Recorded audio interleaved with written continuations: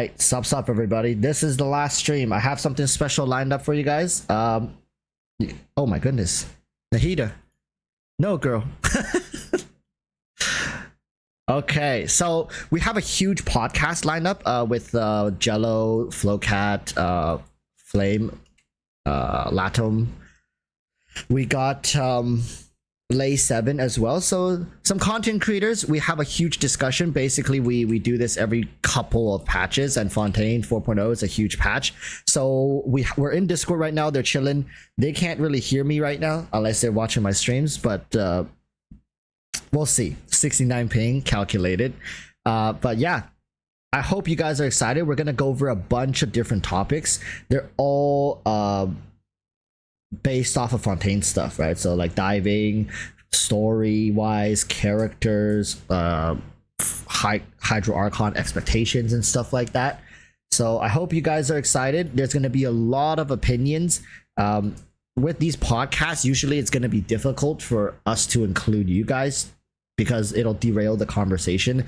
We have very limited time. I think they're trying to keep it around 2 hours, which is perfect for my stream time.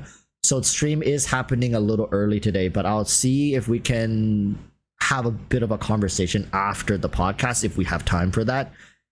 But yeah, truly the last live stream for a little while. I think it's going to be for the next 4 months, give or take. I will be away for until December. But once I come back from December, I'm probably gonna do some live streams. So if you guys still are around by then, I'd be more than happy to kind of pick up the conversation. But I'll continue to try putting out videos that are related to Genshin, Honkai. When I'm in China, I'm also going to be trying to pick up maybe some Chinese games if I even have time for that. But I don't think most of you guys can play those. However, international titles such as Wuthering Wave and future Chinese big gacha games, I'll do my best to bring you guys up to. No, I will have videos. I'll be posting videos, but no live streams because of the problem with the bandwidth in China and having to use VPN or something like that to bypass the GFW, right? Great Firewall. It's just going to be a hassle. You see, there is a bypass though, and I thought about it. Is that Beluga-chan, so my girlfriend, is on a Discord call with me, and I'm in China.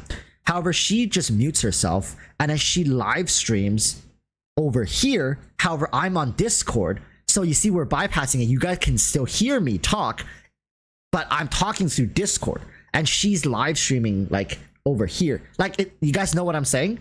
Like, that could work because then I won't have to do the bandwidth of live streaming. I just need to be on Discord talking, but I'll be talking to you guys. She'll be muted and she'll just have the system running, and at the end of the stream she'll come and just shut it off. I'll be like, okay, that's it, end of the stream, thank you guys so much for watching, and then bam, I'm done. And then she'll just disconnect the Discord call and then end the stream. So like, technically I could live stream, but it's also due to work and time zone differences. It's just too much to kind of juggle. I would love to, but it's going to be inconsistent and everything. All right, so I'm going to be going over to the podcast now. The podcast talks about everything Fontaine. Everything that they talked about Fontaine, we're going to be talking about it. So this is the roster here. I'm going to unmute, and so you guys can hear them as well. So 3, 2, 1. Okay. Really doing what it used to be able to do, and so it's frustrating. All right. My OP team is still good, but welcome back, Walrus. So you did your intro, everything? Yeah. So I mean, I think these are relatively familiar faces, right? Like, people know Final Flame. Jello was just here last live streams, but the man, the myth, the legend, you can see his face here. Flowcat, and of course Lay 7. He's shy. Or he just looks like a cursive L. I don't know. He looks like that IRL. I can't confirm. Yeah, can't confirm. All right, so yeah, I told them we're talking about Fontaine. So yeah, Final Flame. Hey Walrus, you realize you don't have a picture here? Oh, but I just got myself overlaid. Look, I'll just overlay myself like this, and then it works perfectly. Perfect. All right. So, here we are once again for another Teyvat Summit. Back with, well, Walrus already did the introduction, so thank you for that. Greatly appreciated. But if you guys want to go through and introduce yourselves, as many of you guys may already know, Final Flame here. You know, the fire guy, Dia, Hutal, name it, you know it. But yeah, Jello. Hi everyone. My name is Jello. Have the channel Jello Impact, where we build and test every single character to help you decide who you want to wish for and build. And excited to get hyped for Fontaine. Hello. Hi, I am Flowcat. I am here. You are here. And welcome. I was doing Genshin content, but I kind of started doing Final Fantasy XIV content. I don't know what I'm doing. My life is a mess. So that is me. There's nothing wrong with that. Don't worry. Walrus, quick reintroduction for yourself. For the Oh yeah, peeps. yeah. Name's Walrus. I like to give bad takes for Genshin just to get engaged. I mean, I talk everything Genshin Hoyoverse related, and I really enjoy having conversations. Hence, why we're here.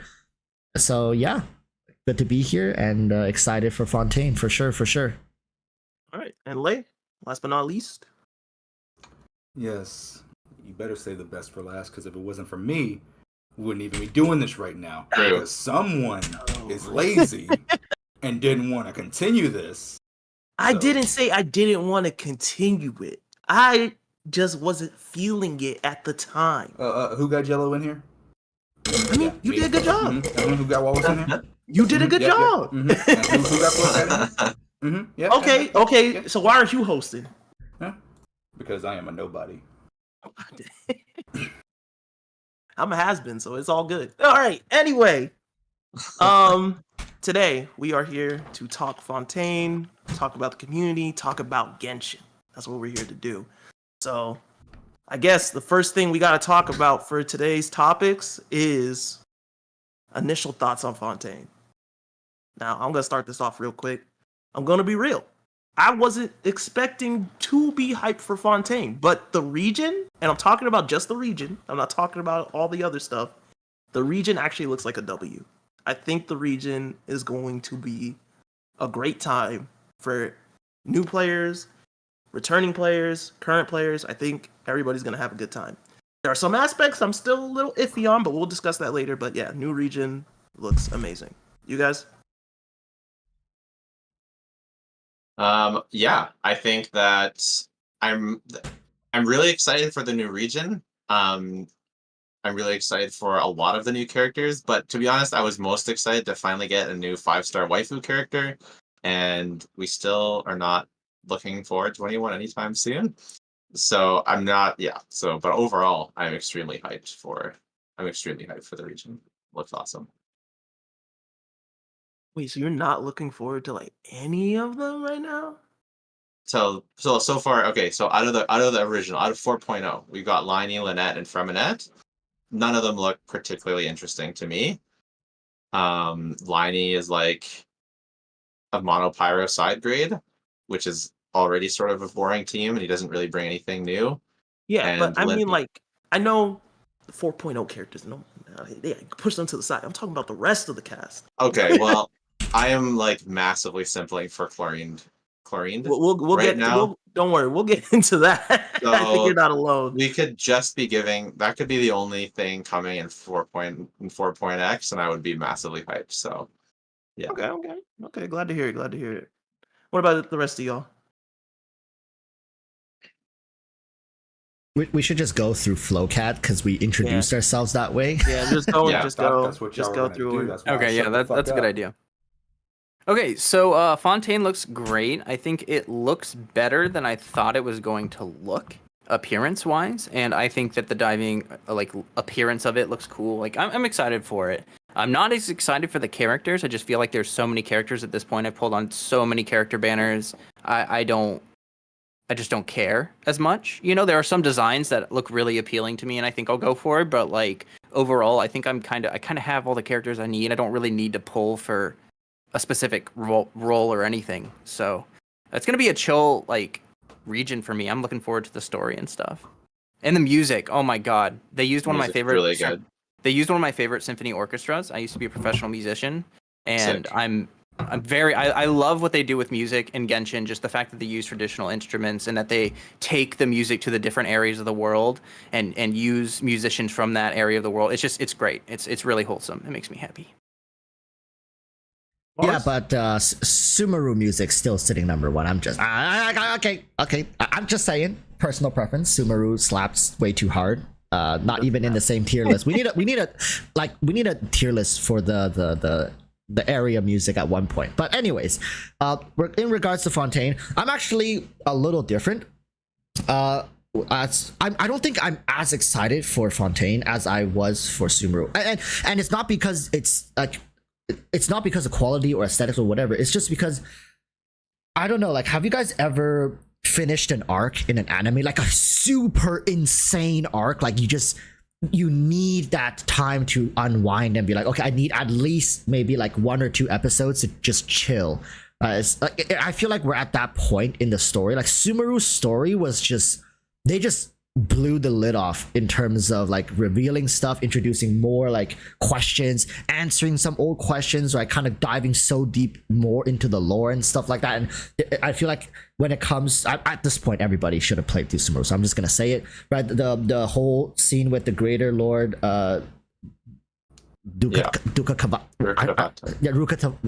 anyways, Greater Lord, and the whole situation about that, and how the aerosol, or like how the tree runs through the whole world, and just more background lore. that was sick. Sumeru gave us so much in that Fontaine. I've said this, like, even I think around when Sumeru came out, is that Fontaine should be a region that, and lore wise and story wise and just region wise, it should be a slower region just to give us time to recover. And then I feel like Natlin is gonna once again pick up the pace and just build it straight into Shizan. We're gonna get whiplash from Natlin to Shizan. That's how I feel like the story structure is gonna go. So in terms, for me, Fontaine is not as exciting. It's more so wind down time, and that's how I'm gonna treat it. And honestly, the characters looks all right, I guess. I'm like, apart from the Hydro Archon, I'm not really excited. I think the little girl who made the drink for the other dude, I don't know her name, she was like, she had the drink on the table and wanted him to like have a nice sweet drink, and he chose something else, and she was super upset about that. It's like a clean, like a little character model. I think she's pretty cute. I was like, okay, but that's really just it. Yeah, Lei, what do you think? Unfortunately, I am not a story guy. I don't think Genshin's story is bad, don't get me wrong. I think it's a good story, but that's not the main reason I play. So I'm definitely most excited for the characters. That's the reason I play the game. I play the game for the characters, I can play the game for the combat. And even though we don't really get a lot of in-game, that's still the main reason why I play. So I don't really have much to say about the story. It's cool. It's whatever. I'm glad Child's coming back, so I hope he gets a cool cutscene. Yeah, that was fighting. You know, Mr. Worldwide. Mr. Worldwide. But yeah, for the most part, Fontaine looks like it's going to be a pretty interesting time. I'm actually looking forward to it. And I definitely feel you, Walrus, on that music bit. Because, let's be real, Sumeru hit different. I remember when I went to Port Ormos, I was sitting there for like an hour just dancing to the music. That music just hit different. But It's so yeah. good. I think Fontaine's gonna be a good old time, but for sure. I think I just have a couple questions before I get fully excited. Like, how fun is the underwater exploration going to be? Like, that's a really big part of it. Like, I think it's going to be fun, but I just don't want to like have my expectations sky high. My biggest thing is like I can't use Yalan to traverse the underwater. So like, what if I have to do daily commissions underwater? Like, I'm like, oh my gosh, I'm swimming everywhere without having Yalan. I'm not. Don't worry, they'll I'm sell not you. sure. They'll sell you another one. That's okay. They'll sell you another solution to that. Like, I'm underwater actually fine with Yalan. that. I'm actually fine with that. They can do that. That's okay. But yeah, I'm unsure about that. The story, I'm super hyped for the story. The story, Genshin has been, I think it's been going like this with the story, like ever since the Archon Quest interlude. I think with Zhao and Yalan, and the one with the Lantern Rite with Shenhe, that one was really good. And then going into Sumeru, the Archon quests were so good, and then the Karibera quest was super good. I just feel like they've been banger after banger for stories, so I'm really excited about that. And I feel like exploration has been solid, but not like absolutely captivating. Like I actually really do like the underground exploration of Sumeru, but I know a lot of people haven't even touched it. And to be fair, I haven't even done all of it, most of it. So, but I do like it when I go down there. I just hope that they change. I'm really excited for that daily commission change as well that they announced, because like I just feel like I don't have that much time to play now. I do a bit more because I'm full time, but before, like I would log on, I would only have like half hour to 45 minutes a day to play. So I'd get my commissions done, I'd do my res, and I really wouldn't have that much time to like get into some explorations or some story quests, because it takes a while to get to sort of get into it. So I would prefer to actually get into the stuff that I enjoy and not having to do the same daily commissions over and over again. Mm-hmm. No, I hear you on that. Anybody else? Any other final thoughts? Other than my wallet being in danger, not for characters either, because Weapon banner? no, I hate exploration, so I pay people. I'm not gonna lie. You pay people to play the game? Yeah, and they do it for a very cheap rate, so it's very worth it. Dang. Shame, shame, shame, Lay. I don't even know what to say to that. Yeah. You just snitched on yourself. Anyway. What? I hate exploration. I mean, It's I not get fun. that, man, but you don't gotta snitch on yourself. You think I 100% my map on me? My time? Hell no. Like I do have to agree to a certain degree that unfortunately the game was made for like a certain type of player, like Breath of the Wild kind of players, right? Like people who love doing these tiny little tasks, finding out these little chests, doing these little puzzles. Like this is what the game was made for, and unfortunately, we just don't have a lot of titles available right now for people who likes games of this quality, but don't enjoy these tiny little side quest tasks that we're forced to do. But I think like eventually we're gonna have more and more similar titles, and we will all find our place. Like within It's just these like, games. what are you gonna do in an open world game if you don't put this kind of exploration in it? I'm not sure. I think one thing that I would do is put some bigger bosses and cooler bosses, like have like 20 rune guards go after you for one chest or something, like kind of more like impactful moments while you're exploring. But I guess they're scared to scare away the casuals. I don't know. I'm one of those people that I'm taking a little bit of a break from Genshin. I don't think I've logged in for like over a month, but I played for like 3 years straight, so it's kind of needed at this point. But what I used to do is I would just run around and kill mobs, and I know it's like pointless. You get like barely any artifacts. You get like almost no money for it, so like it's not really worth it. But I just like doing it. And the issue with Genshin is that you have to run really far to find like a few enemies to kill, and that's frustrating. But when they add those camps where you run in and you kill some enemies and then a wave spawns, like more enemies spawn in and then you kill them, that feels really good. So if they continue, I think they have added more of those in Sumeru. So if they add even more of those in Fontaine, especially because of the limited mass of fighting space, then I don't know, it'd be cool. Yeah, I would really love like the Blood Moon kind of from Breath of the Wild, where you have maybe there's like a time of day that it's extra dangerous and more intense monsters come out, and you can get a 5-star artifact here and there, something like that. I don't know. That would be really. I think we need another world tier level. Really badly. Really badly. Yeah. Really badly. That would just make the whole thing so much more satisfying to play. I just get better rewards. I wouldn't mind grinding this game like a traditional MMO. Like you have rotations of mob spawns and you just like farm one circle. Like just go. Like imagine if your Yelan is so freaking cracked and built, you just take a C6 Yelan and then you are able to clear one rotation every like 3-4 minutes versus somebody C0 free to play Yelan who takes like 7-8 minutes to clear one rotation, and in turn you get more character EXP. So meaning like kind of like a Pokemon party, right? EXP share. So Yelan's just out here grinding out the monsters, and then all the rest of your new characters, or like your new character, can just slowly passively get EXP. So instead of using resin, this is an alternative to EXP grinding. So versus, let's say you want to spend resin to do that, I'm okay with just actively grinding for everything. Artifacts, like maybe some weapon drops, weapon craft materials, rare drops. I'm okay doing that, and I'm sure there are other people who find that to be an attractive way to play the game. And I know this is a very unpopular opinion, though. I know that most people would absolutely hate playing this game like that. But I'm just saying, like, that's something that I would love for this game, and I wouldn't mind doing it. But I know it'll never happen. It's not the right game for that. Yeah, I've made mob route videos, and like that's one thing I enjoy doing is finding like routes where you go through and you just find a bunch of enemies back to back and you fight them all. And like I'll tell you that you can make about 100,000 mora a day. You can get about 30 purple artifacts a day, and you can get about 100 plain artifacts from the investigation. You know, like the blues and the crappy white ones and stuff. That's actually a day. That's actually really solid. It does add up a lot if you do it a lot, but I think that it's still not worth it. Like I keep my characters at level 85 to farm the EXP, so that's a little more worth it to do stuff like that.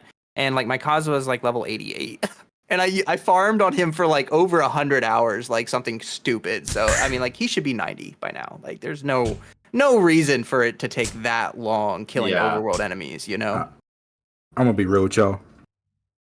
I know this is a Genshin. Let me just real quick. I'm very happy now. If you would have asked me before Star Rail came out, I would have had a different answer. But now that there's another game I like to play, thank God Genshin's not grindy like that, or I'd be fucked. Yeah, trying to play both games.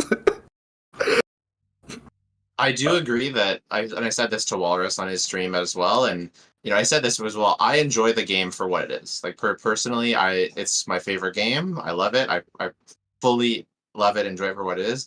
And if it wasn't the way it was, like if I did have to grind to keep up, when I was working two jobs working a job and then having a business and also having a YouTube channel and having two kids, I would not have been able to keep up with Genshin the way that I did.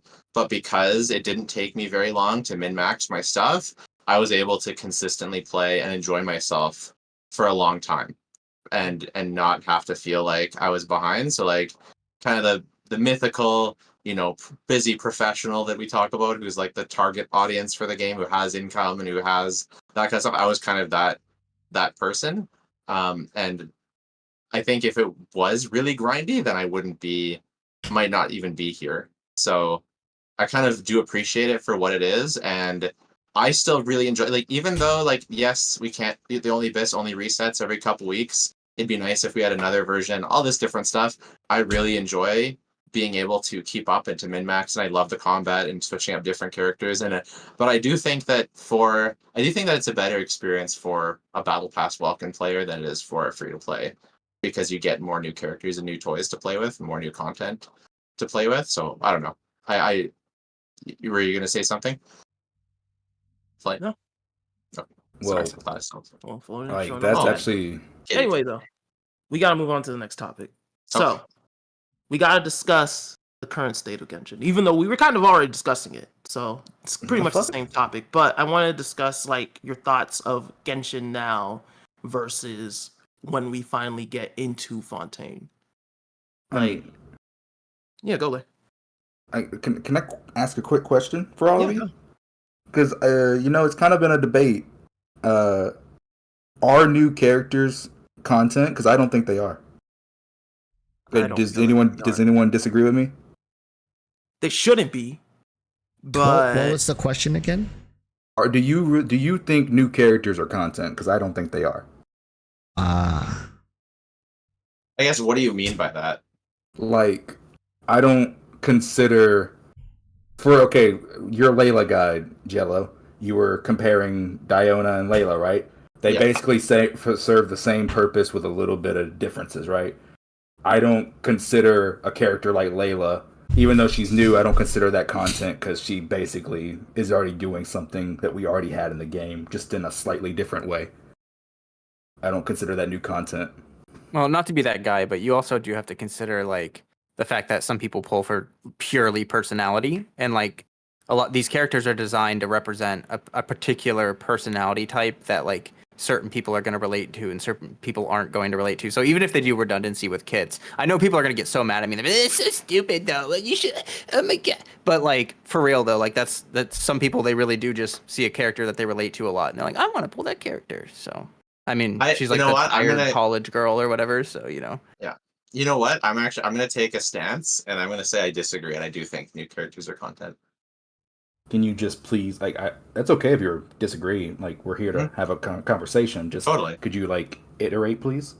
Well, I've heard that a lot. The new characters are not content. And I guess the thing is they're not necessarily free to play content, because you're not going to be able to get as much characters as obviously someone who's spending to get every character. And if you're not buying the battle pass, you're going to have a much harder time leveling up enough new characters for each new one to be content. And I do think that new content does have diminishing returns, because every new character that comes out is like, it's less worth it to build for you because you've already covered so much.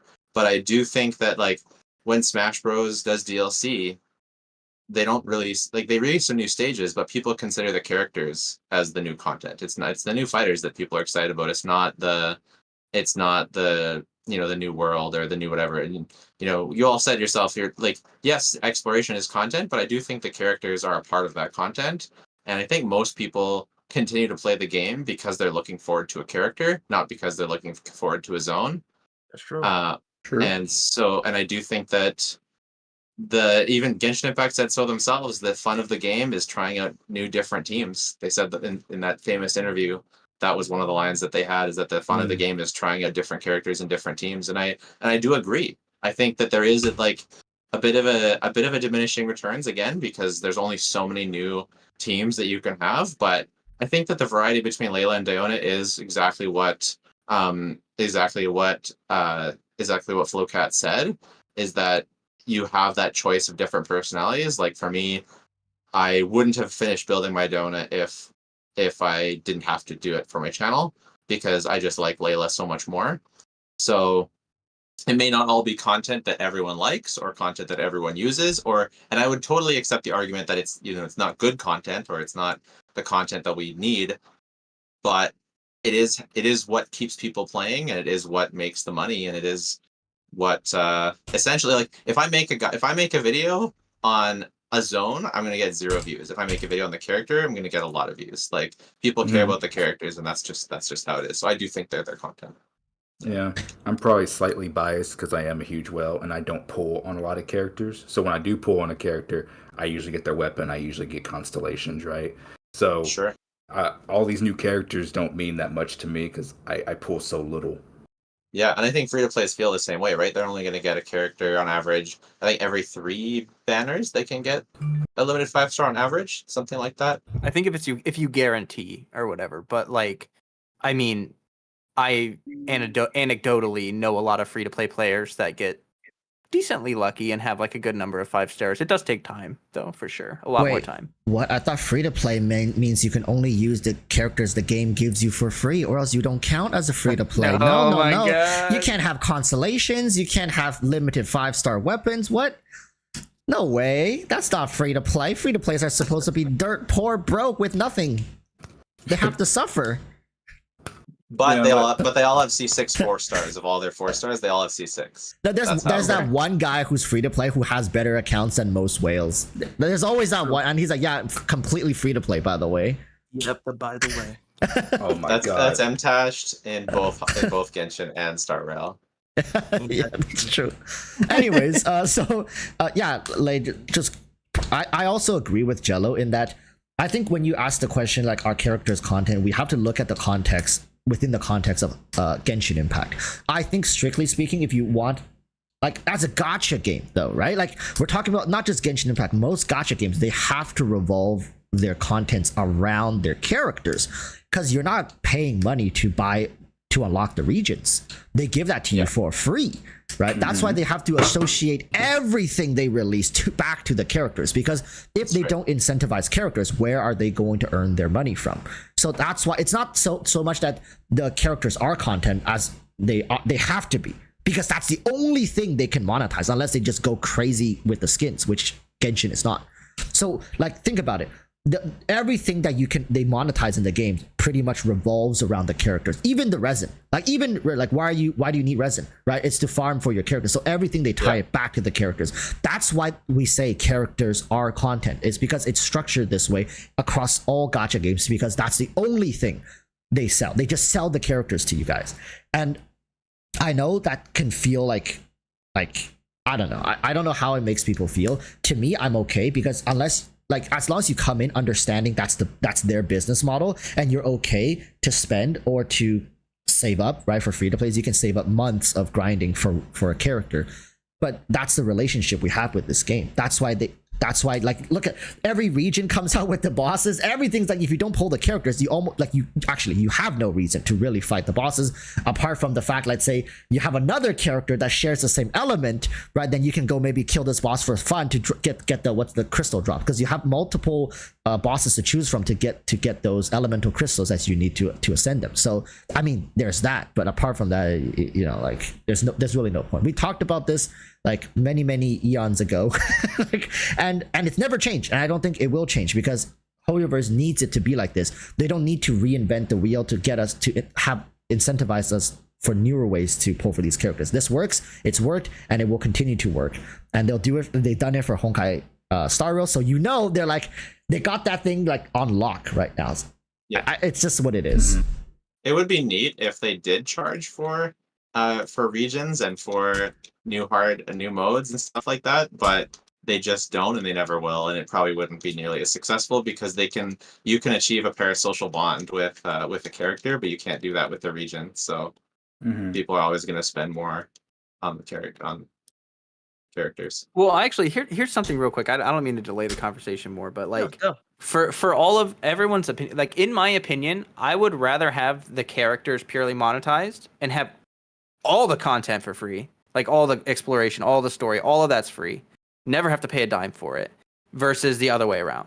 Yeah. Because like if I got all the characters for free, but I had to pay for like every freaking expansion, quote unquote, and it was like $50 or something, like I don't know, that would tick me off. I would be frustrated. Like I can just decide not to pull a character, and then I've saved money. Like you know what I mean? That's true. Well, isn't that actually similar to like Call of Duty, right? Because Call of Duty, all the new expansions and maps and stuff you have to pay for, but if they come out with like a new they come out with new like characters or guns, you can usually just use the in-game currency you get while playing to buy that stuff. So you technically don't have to buy it, but you just got to buy the expansions.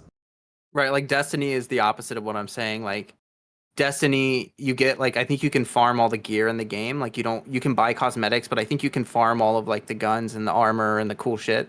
But you have to pay for every single raid. Like you have to pay like it's like over $200 to experience all of the game or something. And it's just I prefer to have it where the game is just free, and it's like, well, if you just want to get greedy and get all the characters, then yeah, you gotta shell out some money. But the real question is, in COD, can you pull an M4 out from your cleavage? I'm just saying. And does it have the special effects with the music and the jiggle physics, right? Like, what are we really paying for here? Do you get to see the rock amps? Yeah, I mean, come on now. The degeneracy speaks for itself. Yeah, I had someone try and tell me that I should play Elden Ring because it's such a good game and Genshin is such a bad game, and I'm just thinking to myself, like, yeah, but is Raiden in that game? People are asking, what are we paying for, Dia? You're paying to struggle. You're paying to actually get to enjoy the game as a difficult piece of content. Challenge. You're paying for the challenge. Well, you know what you do. You know how you do the challenge is you do what I'm doing, and you pull for constellations or 5-star weapons, and then every abyss is hell. Yeah, that's content, baby. That's content. You know what's really funny about Elden Ring? I was just realizing, like, FromSoft writes their characters really well. Genshin writes their characters very well. But FromSoft tries to make their characters look like as ugly as possible, like as horrendous and Lovecraftian as possible. But like Genshin is just like the total opposite of that. It's like the most attractive people you've ever seen in your life or whatever, you know, animified or whatever. Yeah, and that's what I'm about. Different taste. Anyway, actually we can move on. I feel like we used to cover that topic enough. So we got to talk back into Fontaine. And the first thing I gotta ask is diving. I gotta know your thoughts on diving, on water level. I know many people don't care for water levels in any game, and now we're about to get one in Genshin. So I'm screwed because I can't swim. Well, I can't swim either, but this is in the game. But yeah, let's go down the. Actually, let's change up the order. Let's start it up. You gonna ask the guy that just told you he don't care about exploration. You gonna ask me first. What do you think? Dude, I'm probably gonna hate have to it. dive to get around too. I'm probably gonna hate it, to be honest with you, because like just like Jello said, I like using my characters that I can explore around with, like Yalan, Venti, Kazuha, Wander, like the characters like that. If I am gonna explore, I have to have someone in my party that can easily move around, right? And I can't do that underwater, so me personally, I'm probably gonna hate it, unfortunately. Okay. Walrus. Okay. Firstly, I'm sure you guys all heard they said they literally made half the region about underwater exploration. Like half of the frickin' region is under. Like, you better have like some savings ready for whoever you're gonna hire to do the exploration. I got 2 people lined up right now. Ain't no way. Like, That's crazy, dude. I mean, like, and they did try to put effort into it, and they said, "Oh, we're not gonna make it. The combat is not gonna be the same as land, which means like you're completely screwed." Now, all your characters underwater are pretty much gonna do the same thing. Like, they have a couple buttons they can do, so you're basically for 50% of the time you're exploring Fontaine. It doesn't even matter which. I mean, it does because of their talent. No, their passives, right? Each of their passives could, which is just more reason to pull for Fontaine. It's like, I swear, if they make like Full Solor OP underwater, and then she has this like super OP like water, like she can walk on water, and if you click a button or something, she can then dive into the water, right? Like stuff like, and then underwater she has, of course, like that's and it'll make the underwater exploration a little more bearable or more fun or more engaging. That's I don't know, is that considered a paywall, right? We don't know this stuff yet, but I'm just saying it's not out of the realm of possibilities for Hoyoverse. They did already tell us about Mika's diving talent. Like, it helps with the speed, The stamina stamina. while underwater. Yeah. I So, mean, at that's this already point, one way. diving just feels like it's kind of forced. I'll say it. Like, I don't know if other people agree, but I feel like splitting up the region to 50% underwater, where you can't use your character skills, abilities, and whatnot, right? Like to do the normal combat system, it feels quite forced. I would be okay if it's like 20%, 15%, but having half of your entire region being about this, I don't know. I feel like they're not going to really evolve this piece of mechanic in the future once Fontaine kind of blows over, and they're not going to introduce this in other regions. It's Fontaine exclusive, so it's going to be like a thing that's It's a sideshow. yeah, it's like a side thing, right? Like honestly, at this point, who can disagree with the fact that with the statement that Hoyoverse is just experimenting with mechanics in Genshin Impact, and whatever they succeed with, they find out, they'll take it into future titles. Maybe they'll have a full-on underwater title in the future, and they'll just bring this mechanic and be like, "Yeah, that's perfect." Where they have a good basis for it. I don't know. I'm not too excited. I'm gonna try it for sure. But I can't say I'm good. I'm like super like, oh my god, yes, underwater. Let's fucking no. It's. I think like out of 10, I would give it like a 6 out of 10. Bruh. Yeah. Why the hell do I pull the content if I can't even use it underwater? Oh, don't worry, they'll sell you more content. That's for sure. They're about to put on a sale for you. All right. Flo, what about you? I think it looks cool. I'm glad that they went with like a cheerful vibe. To be honest, I have that phobia of open water where there's like Thalassophobia. treading open water in an ocean is like one of my biggest fears. That scares me like so badly. So like the fact that it's like all happy and it looks cute, it makes me happy because I don't want to have like trauma or something. Not trauma, whatever. You know, I don't want to be scared swimming underwater. It looks cute. I like that. I like the exploration. It looks nice. When they said on the live stream that they tried to make combat work underwater, it made me laugh. Like that's so ridiculous. Like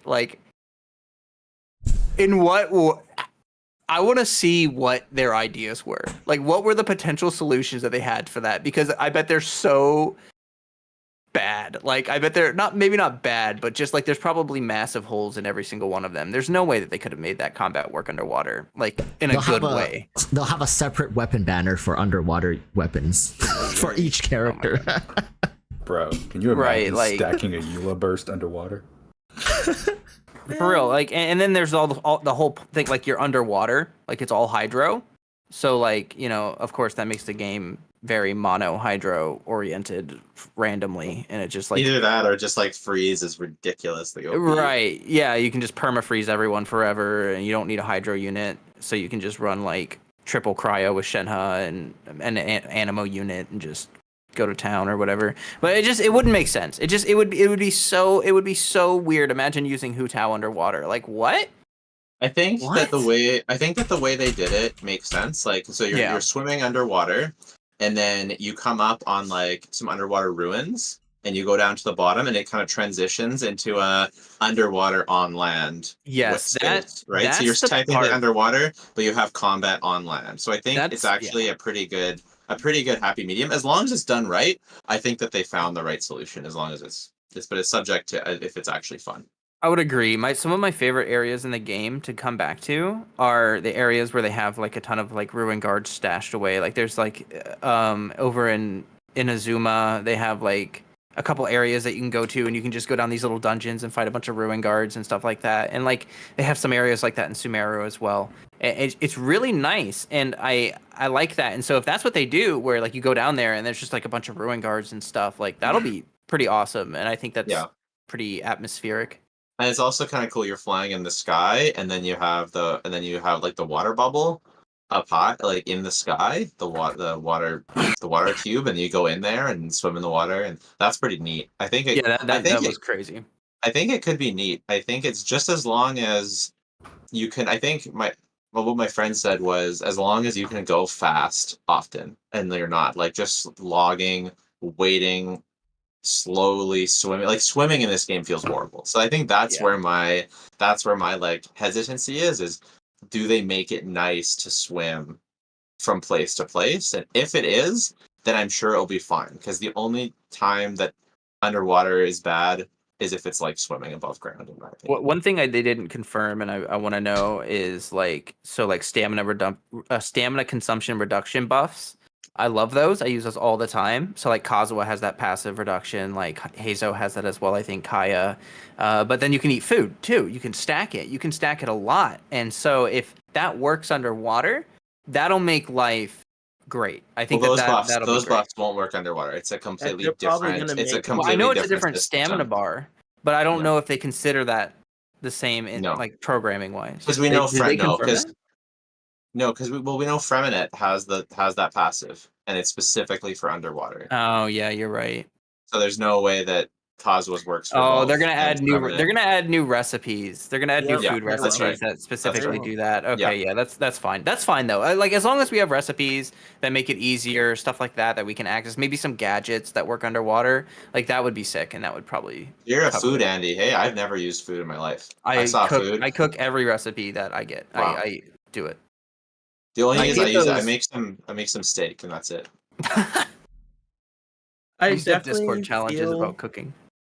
I definitely feel like they're trying to push the agenda, like you guys were saying, the new characters. They want them to sell. Yeah. Lenny has the passive of finding Fontaine specialties. Freminet has the new diving passive in order to help you, keep more stamina so you can travel faster for longer. Lynette, I don't even know what Lynette does. We'll find out. I don't even remember.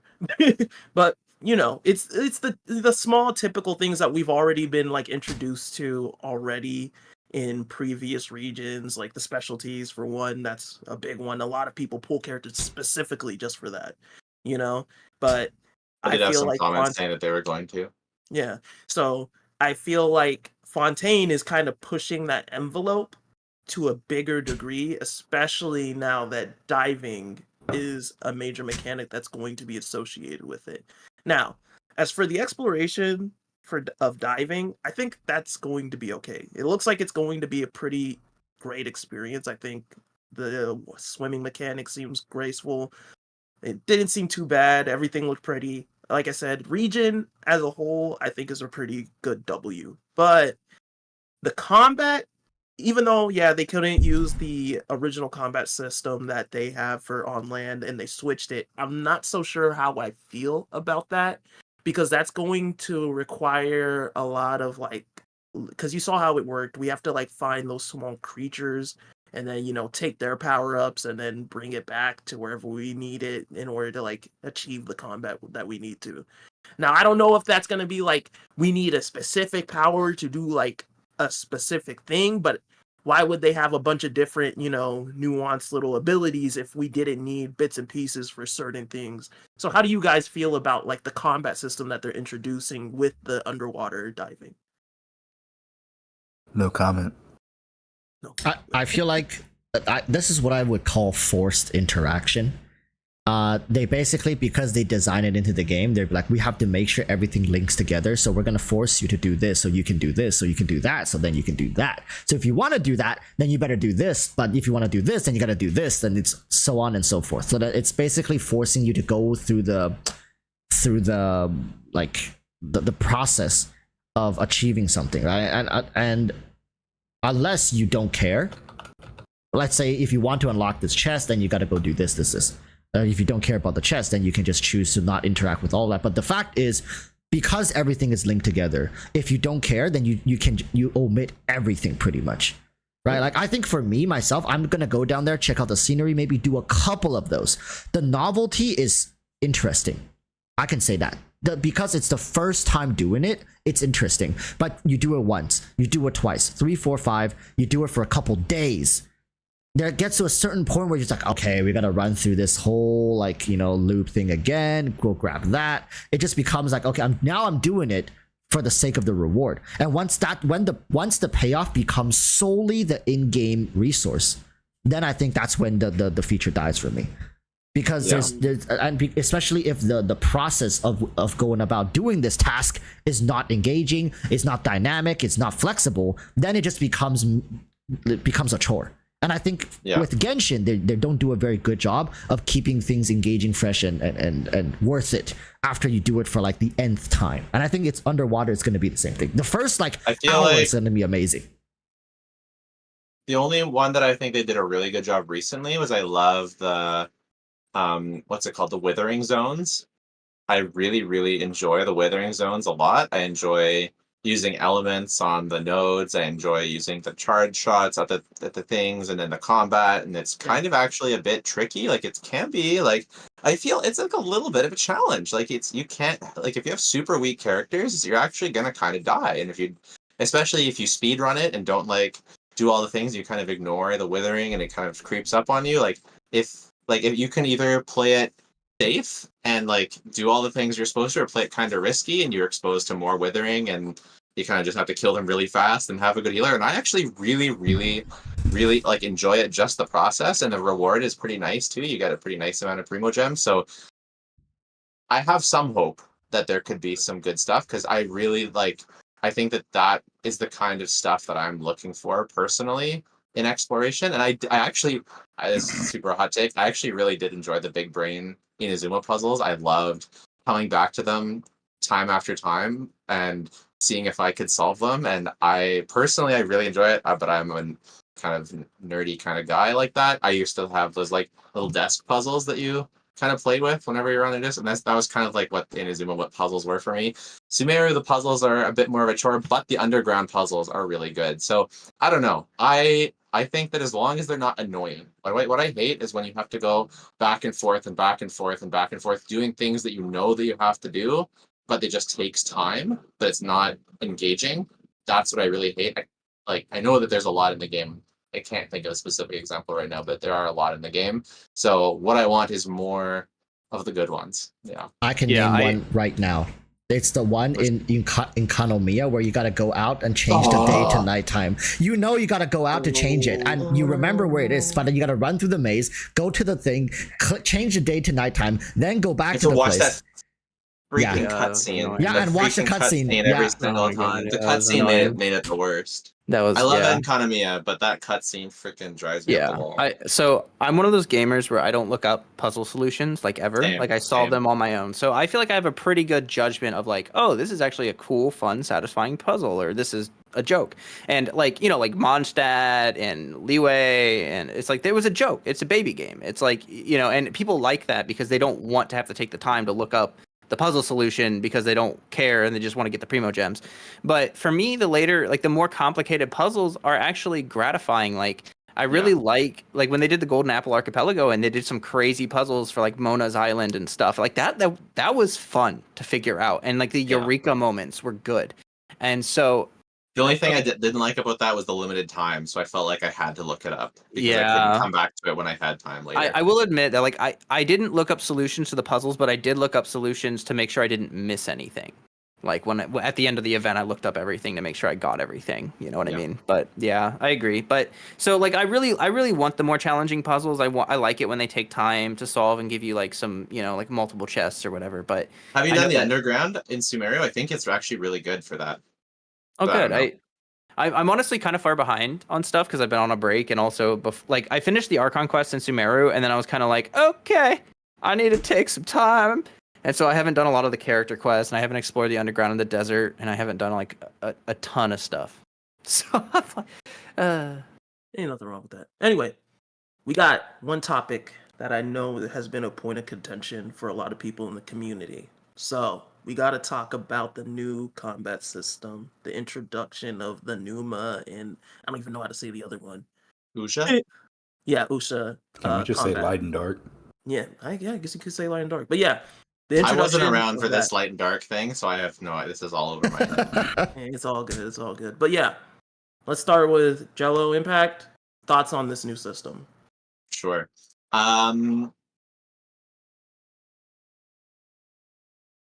I think that it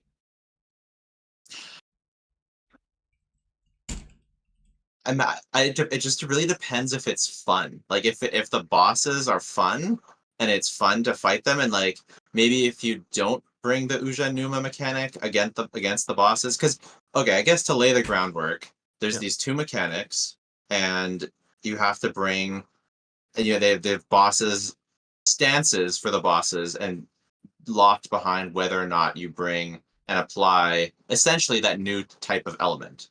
Yeah. And so if you bring them, you'll ideally have an easier time, similar to Simon, right?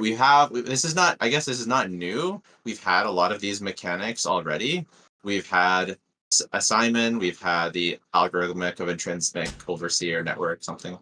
And then we've had the Golden Wolf Lord, and we've had I can't remember some other ones, but we've had like element locked mechanics, and so this is very similar to that, except it's region locked. And so obviously, as Walrus was saying, this is exactly like this is their way of making even someone who doesn't want to pull the new characters to feel kind of forced to pull the new characters to keep up. And inherently, I don't think it's a terrible thing, unless, I don't know, what I would prefer is if it was more dangerous if you didn't. So like you're subjected to much harder hitting attacks, and they do a lot more damage to you, and you have to play better to get around it, but they're not too much tankier. But my worry is that they'll just be a big sort of sponge if you don't, like damage sponge if you don't, and then you'll have to, I don't know. I just don't know if it's going to be fun. It doesn't get me excited. Like it feels like a mechanic that they're introducing just to make you get the new characters, rather than like, here's a fun way to interact with the bosses. Like I don't feel like there's any benefit to the player to have these mechanics, at least from what they've showed. It just seems like a detriment. Like it seems like a puzzle piece that you have to bring. There's nothing about it that makes me like, oh, I can't wait to fight the boss. But I don't know. Maybe when I see the bosses and I see how they look and how they fight in the different stances, that I'll feel better about it. I'm not sure. Personally, for me, it feels like a bit of a cash grab. I mean, let's just be honest. It feels like a cash grab. You're introducing this new system that only Fontaine characters can have. Now, my main thing is this. As long as, like you were saying, it's something that kind of speeds up the process but doesn't completely halt it. I guess the thing is, like, in the Abyss, speeding up the process is... Yeah, in the Abyss, speeding up the process is kind of the name of the game. Like, I mean, shoot, the Aeon Blade Dragon, you know the guy. Yeah. If you don't bring a bow and arrow, that man's gonna fuck you up. He's just gonna sit in the sky and look at you all day. Yeah. So, yeah, it is what it is. But I think, from what I've seen of this system so far, and I can't say it's concrete. It seems like it's a wet method of stopping the boss from doing like certain mechanics and kind of like and enemies kind of just like it seems like it's just been a stun for the most part. That's what I've been seeing at least. It seems like some kind of stun system. I think I had a dream where you do more damage if you use it. More damage if you do. It's all fun and games until they put it in the weekly boss as a mechanic. Oh, it definitely will be. Oh, it definitely will be. Yeah, and I like there's the light version and the dark version. So I don't know if all characters inherently have both, or there's gonna be light exclusive and then dark exclusive characters. So then you so instead of like, okay, this character covers both light and dark, now you have to get one light and then also a dark to cover for both of these situations. I think I had a dream that the Archon and maybe Nouvellette do both. Ain't no way. Interesting. That's how they would sell the Archon. But that was a while ago, and we know how dreams of far future are not as reliable as near future. So it's hard to say if that's totally accurate. But I mean, think about it. It is her nation. Yeah, And- exactly. That's the idea, is that the two that kind of look over both are both, and then people that are assigned to one or the other are just one or the other. I'm just really scared that it'll be doable in the beginning, and then it'll be just like total kind of pay to win feeling. But I guess it's really not that different again than the Golden Wolf Lord, for example, where you have to build a Geo character. Yeah. And I mean, imagine trying to play through Sumeru without playing Dendro at all. Right, but That's- but it's different than that though. Like I don't have an issue with element locked like things. Like that's fine. Like that's already a part of the complexity of team building, and I love team building, especially like weapon types. Like I think it's cool that claymores and bows and like they have different use cases and like different things that they're good at. But this just feels like a needless layer of complexity. This feels like they're just slapping it on because they saw that Dendro boosted sales by like a metric butt ton, and they're like, oh, if we give these characters some kind of pseudo new mechanic, then everyone's going to want that new mechanic and they're going to pull these characters. And I don't like it. I don't like it. Here's my other problem with it. Here's my other really big problem. Okay, this is where the real problem is for me. Okay, I'm fine with even a new system, and even if it's a cash prize system like Dendro was, like you mentioned Dendro was. But here's the thing. Dendro comes with us to the new region. My exactly. That's what I'm saying. Is still good. But Fontaine, then right, in like Madeline, I pulled these characters for the Usa Numa mechanic, and now they're useless for that reason. like the Wolf Lord, for instance. Like yes, you need Geo, but you can use any Geo character. And my Geo is still good. Yeah, and so if they release a new Geo character, you can use that character. If you want to use your old Geo characters, you can use your old Geo characters. And but I can still use my Zhongli on other teams, and I can for his Geo-ness. Exactly. But no, it's too specific, and it's like it's going to be annoying. Like I already see it happening in the future where it's like in the middle of floor 12, they just throw some stupid Fontaine boss so that like you have to play through the whole abyss, and then you 2-star that chamber, so then you have to play through the whole floor 12 again with your stupid Fontaine character so you can get that last star. So I had another dream where there's, you know how there's those nodes in the abyss that infuse the current enemies with electro, so like you can have a rune guard infused with electro. No. Yeah. No. Yeah. I already don't do Abyss that much anymore. I'm not gonna lie. I kind of just gave up on care. Like I run through it once, and then whatever I get, I get. I don't care. I'm not redoing it over and over to try to get 1 star. Like that's like 1% of my primos. I'm so over it. Like.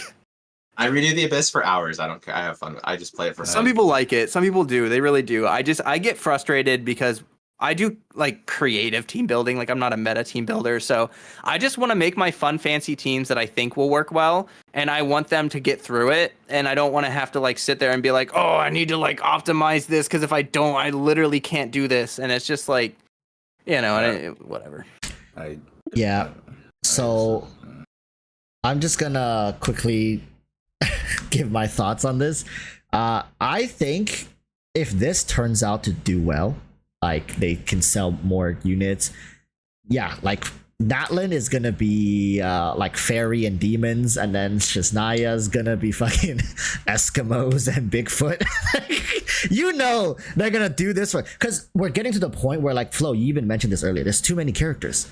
People are starting to lose like what are we polling for? Like, right? And it's just And also, you got to make newer players come in and feel like, okay, like I'm going to be spending money now and I'm going to be picking up these really valuable characters that have benefits in this region. And I feel that. I immediately feel that. Right? It's actually beneficial for me because I am so new to the game that I don't feel like I've wasted so much in the past. I'm just getting in now. So not only is it to give older players a new reason, it's to give newer players a boost in like self-worth, almost being like, okay, I may have missed Kazuha and God knows when he's coming back, but I can pull for like this light dark stuff and I can immediately just like blow through the content and feel amazing while doing it, right?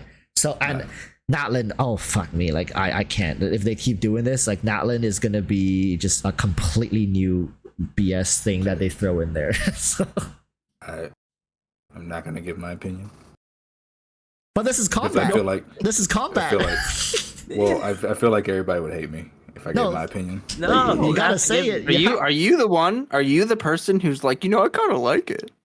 No, it's not that. Oh God. Okay. I just genuinely. Okay, everybody's gonna hate me. It's whatever. I don't care. But I just genuinely think this whole thing is being completely blown out of proportion, and it's nowhere near as bad as people said. Well, Like, we don't know yet. To be fair, we don't know I how much it love it. affects gameplay. The thing is, Why do you think it's overblown?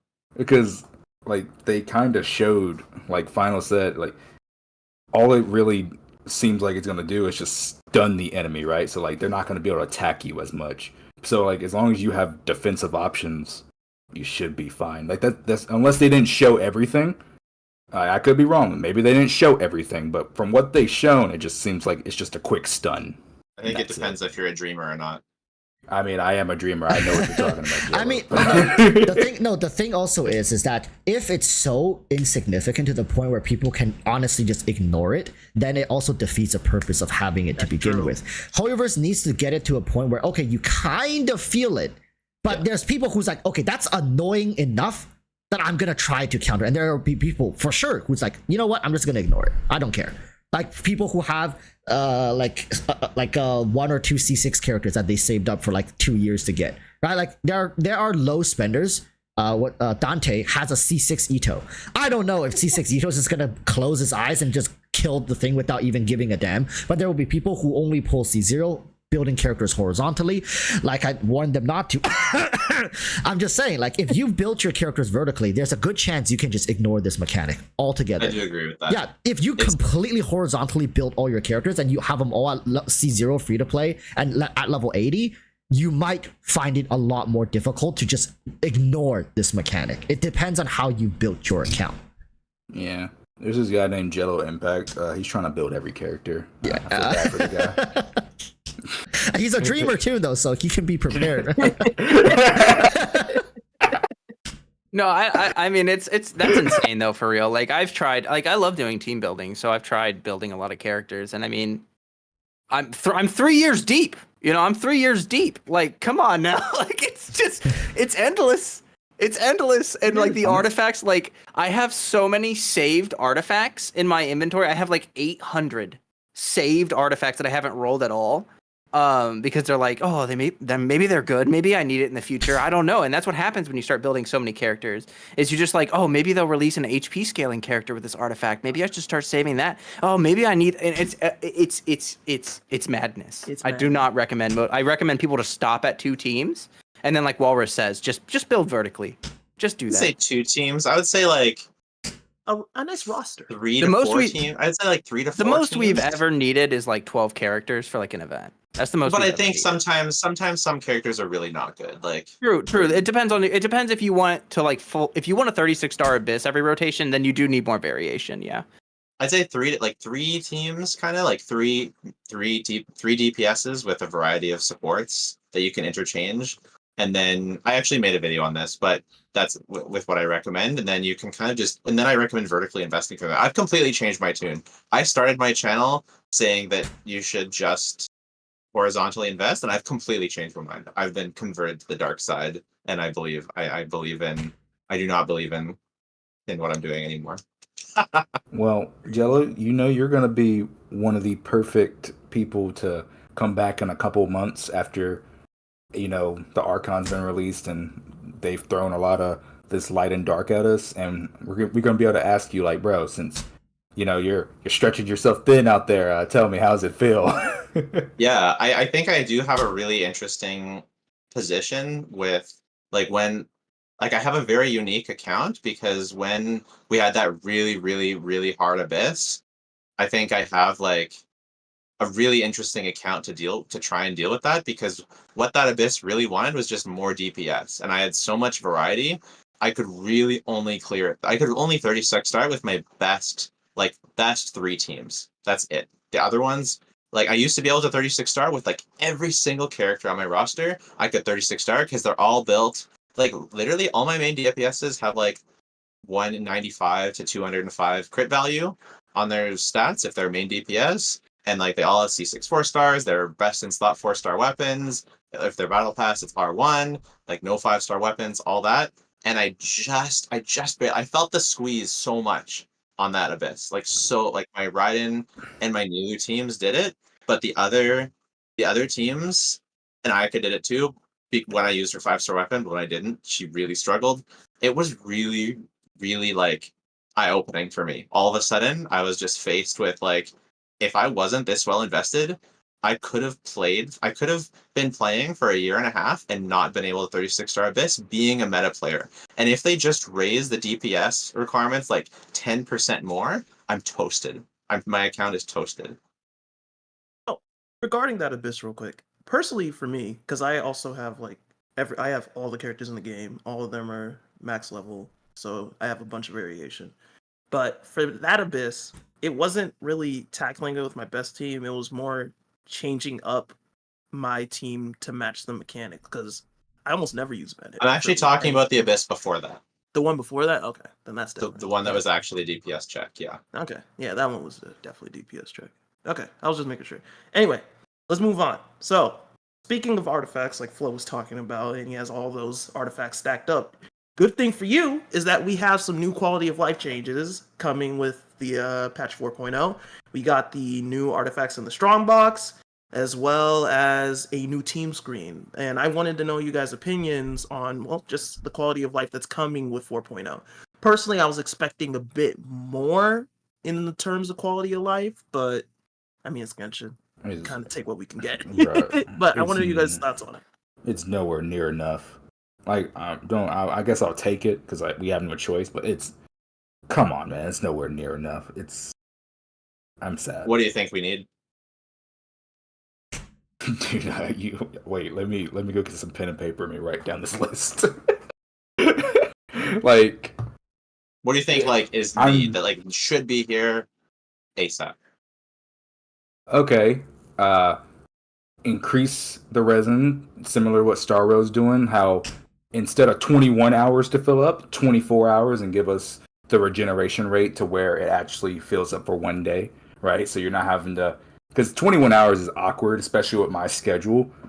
There's times I'm having to log in twice a day at very awkward times just to make sure my resin doesn't cap.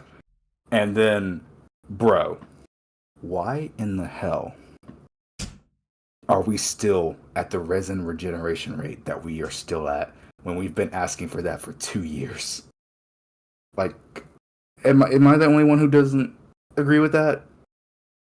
The thing is this. I used to be of the same opinion, Lay, but when I kind of look at Star Rail versus Genshin, the thing is this. After you do the main story in Star Rail and you spend your resin, right? What else is there to do?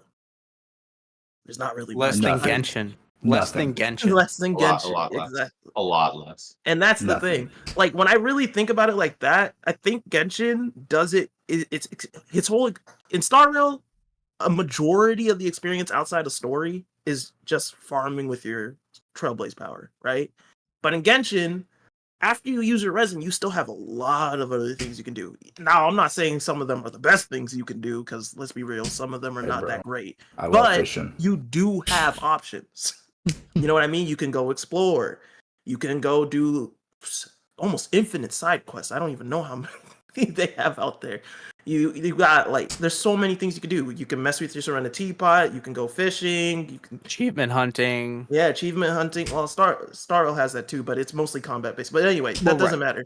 Yeah, but basically Genshin has so much more it can do. So it doesn't put its main focus on the resin system because you have those other outlets of gameplay. That's what I think. I personally. I remember when I started playing Genshin, and it was my first gacha game, right? So like I didn't touch my resin for the first like month and a half I played the game. I literally didn't spend it because I had every day I would wake up, I was like playing Genshin for like 4 hours and just doing tons of story, quests, exploration, and I literally did not feel like I needed it. I had plenty of Mora, I had plenty of books. It's only when you hit those later levels that it really kicks in where you're like, oh yeah, you need to be doing this. Like you can't let that cap. Like you got to spend it. Mm-hmm. No, I mean, don't get me wrong.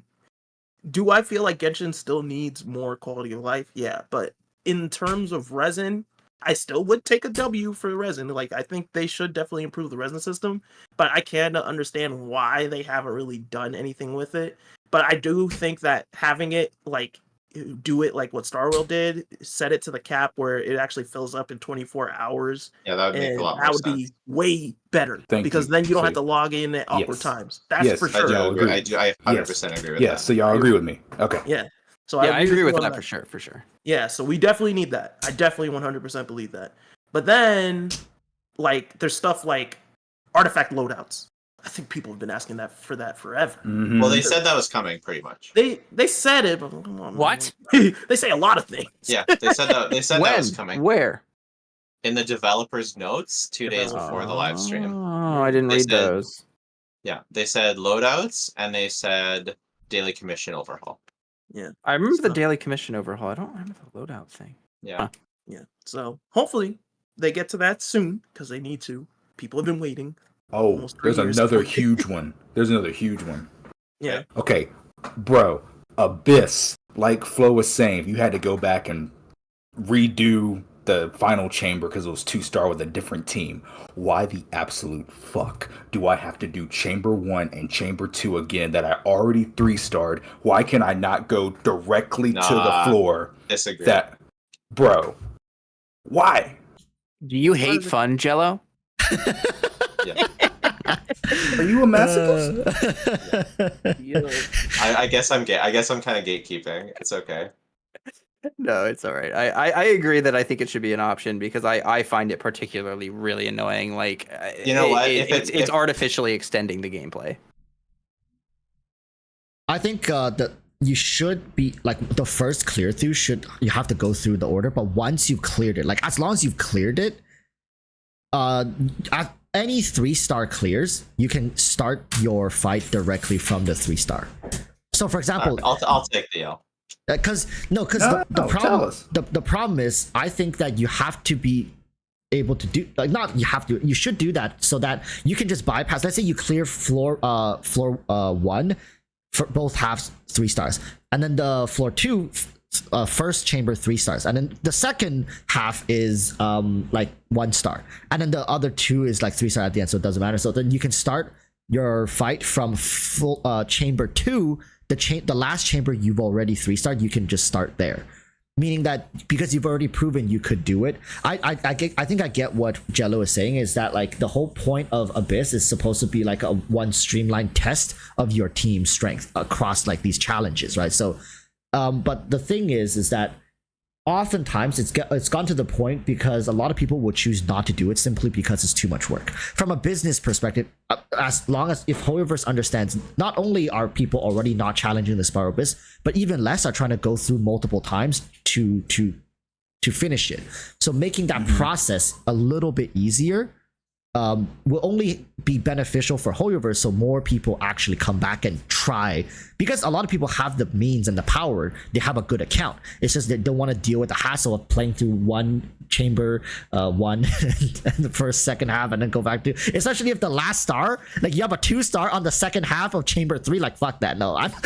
You gotta like play through all 2, because if you have it in the second one, the second you get a 3-star, you're done. I'm not even playing chamber 3, I'm out, right? So it's, I will say I absolutely hate when you just barely don't 3-star and then you have to do the whole thing again. Mhm. That part is really dumb. You should Yeah. at least be able to retry after it ends. Like it's Like but I don't think frustration should be part of the challenge. Which is Like it funny can be because- challenging gameplay, but I don't think like having to reset like like with Eula. Like if you have Eula and you have to crit fish and stuff like that. Like that's not. I don't think that's like a good challenge. You know, that's a bad challenge. Well, that's you should have built better artifacts. It sounds like Eula.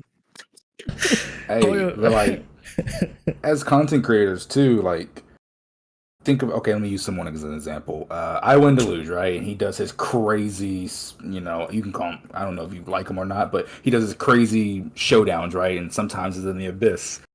Sometimes I feel bad for the dude because he had some videos where like he was trying to do a specific floor on like chamber 3, the second half. And I'm like, man, he had to do the abyss so many times with like 17 teams going through every chamber just to get to that one.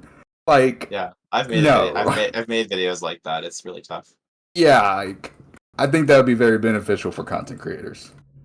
The only thing is, yeah, to me it does. To me, I would prefer that there was no option to go. I would prefer that the hardest content, like again, I would prefer that the content was made in such a way that you had to go through the whole thing and there wasn't even an option to go back and try it again, that you had to do it all in one shot. And that's what the hardest content was about, because I like what Rawlish was saying. Piecing the puzzles together to craft a team that works for all 3 chambers is part of the fun for me. So if the content is designed such that you have to go in multiple ways, I think it's nice that there's a way to kind of cheese extra stars, and I don't like that it's optimal. It bothers me that it's optimal. I wish it was just like kind of how like the Elite Four in Pokemon, where you just you have to create a team that can beat them all, and you go through the whole thing.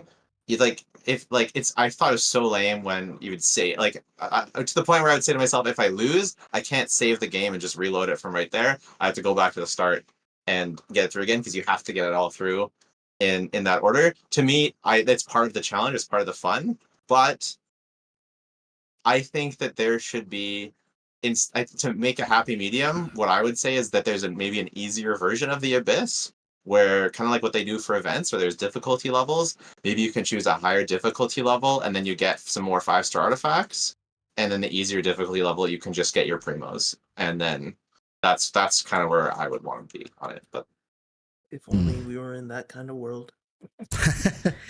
I mean, for quality of life, for me, artifact preset is a big one. Followed by that, skippable stories, especially side quests, right? And then my chat here is saying a Paimon mute button, huge quality of life. Like, where is that? Just a specific slider for just Paimon. Yep. You can just. And yeah, I think honestly, artifact, and of course in the Abyss, another problem is we need a character edit screen in the Abyss. I hate having to go back out, change everything, and change my team characters, and it's like, oh wait, did my Xiangling have the right weapon? Let me exit the whole thing out. It's so trash. Yeah, that's so trash. Especially when you're a content creator and you're making videos, and you're like, I remember I ran Abyss once, and I was like, why is this so hard? And Barbara had my Kokomi's artifacts, and I was like, no. Yeah, I was trying to show my buddy how good Nilu Bloom was, and my Barbara just had no artifacts at all, and it still cleared, but I was like, it didn't feel very good.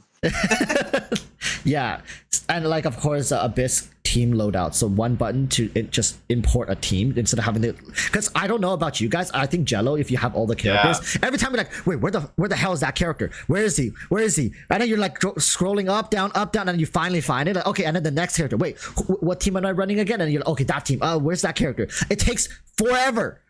It's really annoying. It's very annoying. That's a quality of life thing. I would hope they just put it in there. I don't think it takes them much resource anyways, right? So no. And like, what's the point of having those team loadouts for the overworld but not for the Abyss? Like, let me look at my team loadouts. That makes no sense. It's already there. Exactly. I need that. I think I would say half of the reason I sometimes don't even want to do the Abyss is it's because of that. It's such a pain in the ass. And then you could also have the team. Like, if it takes you to that team screen, then you could also access the character screen from there too. Yeah, like, it makes too much sense. Here you guys. Here you go. Anyway, so I guess we pretty much. Were there other? I wanted to hear if there were other quality of lives. That Lay said there were so many.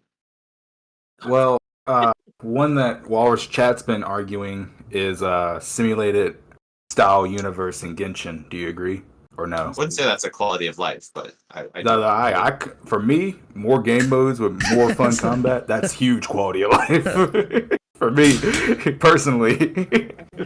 Because I would actually be itching to play more if I had that in Genshin.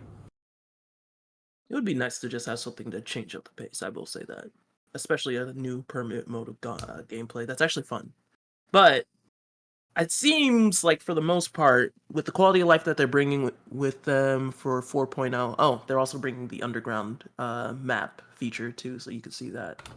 A little late. Yeah. I needed that for That is a Subaru, little late. but I guess better Little late than goofy. never. But yeah, I guess for the most part, it seems like most of us agree that there's still quite a bit of quality of life that Genshin needs to get out of the way before we're truly satisfied. Is that what I'm getting from everybody? Yeah, I'd be curious to see if if next patch like the first 3 patches of Fontaine, I'd be curious to see if there's more coming. Or if it's going to be really just like what we just saw, which would be definitely disappointing. They introduced the TCG in 3.0, right? But it didn't come out until like 4.2. Is that what happened? The TCG was introduced like later in 3.0, if I'm correct, right? Like, do you mean like was it in the 3.0 live stream or was it in the 3.1 live stream? No, because we got the Genius Invocation thing later, and that's when they released TCG. It was like 3. Was it? It was like 3.3 or 3.4, if I'm correct. Yeah, it was definitely like well after Sumeru's initial launch. But did they tease it in 3.0? No, I don't remember. No, we didn't know. I don't think anyone had any idea TCG was coming until literally. So I can still have Copium for another endgame mode.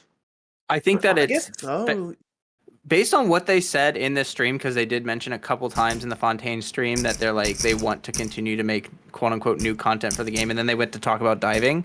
But I think that it is potentially like maybe every year or two we'll get like a new sort of game mode of some sort, like of some kind. Like we got housing, we got TCG, and they seem to continue to update those systems and have interest to potentially do more. So I mean, we'll see. We'll see. What I want is something. Okay, go ahead.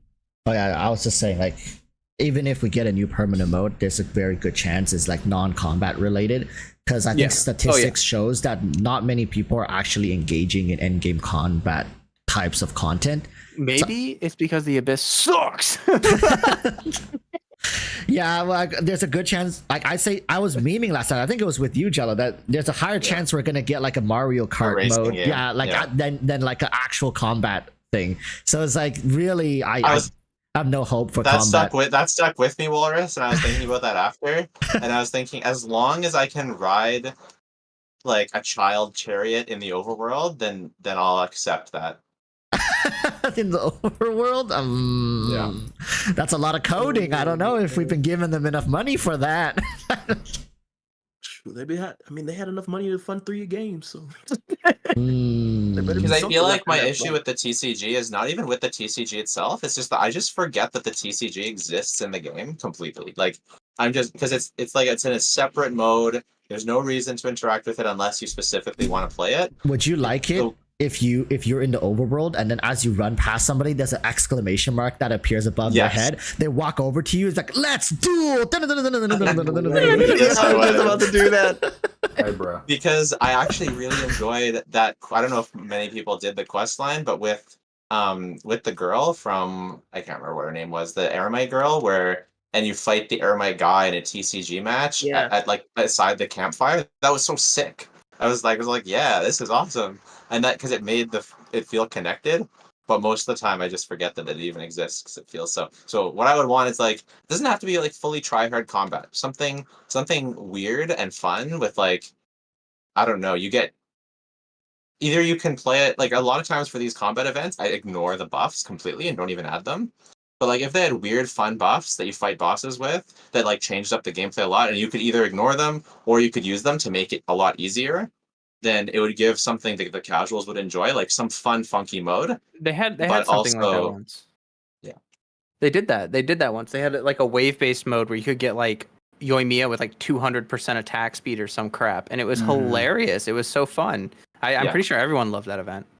So I want something like that would attract the casuals and like bridge the gap between try-hard combat and casual mode. That'd be cool. Yeah. I think the reason why we don't have like integrated stuff or like the teapot is really separate, you just don't need to interact with it. Same with TCG, is I think they're really hesitant about putting players in a position where it's like Genshin is now a trading card game. And if you don't like that, you now don't like Genshin. Like they don't want people to feel forced to interact with that system. But I do see what you mean, where it's like it's so separate that like you often like if I've been playing Genshin for a long time, I log in and I don't think about TCG. Like I don't think about it at all. It's not put in front of my face unless there's an event. That's right. Anyway, we got to move on to the next topic, guys. So, with the banger story that Sumeru was, I have to know your thoughts on the snippet that we saw of Fontaine's story coming into it. So, what are your expectations for Fontaine's story? What are you hoping to see? And, you know, you're just general thoughts as a whole? And we can start this one off with Jello.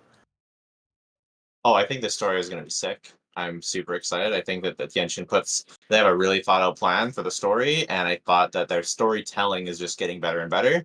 So I think it's going to be great. I just hope that they just make the side quest a little bit less bloated. Like the R&R one is like whatever that version of it is a little bit more fun and less like.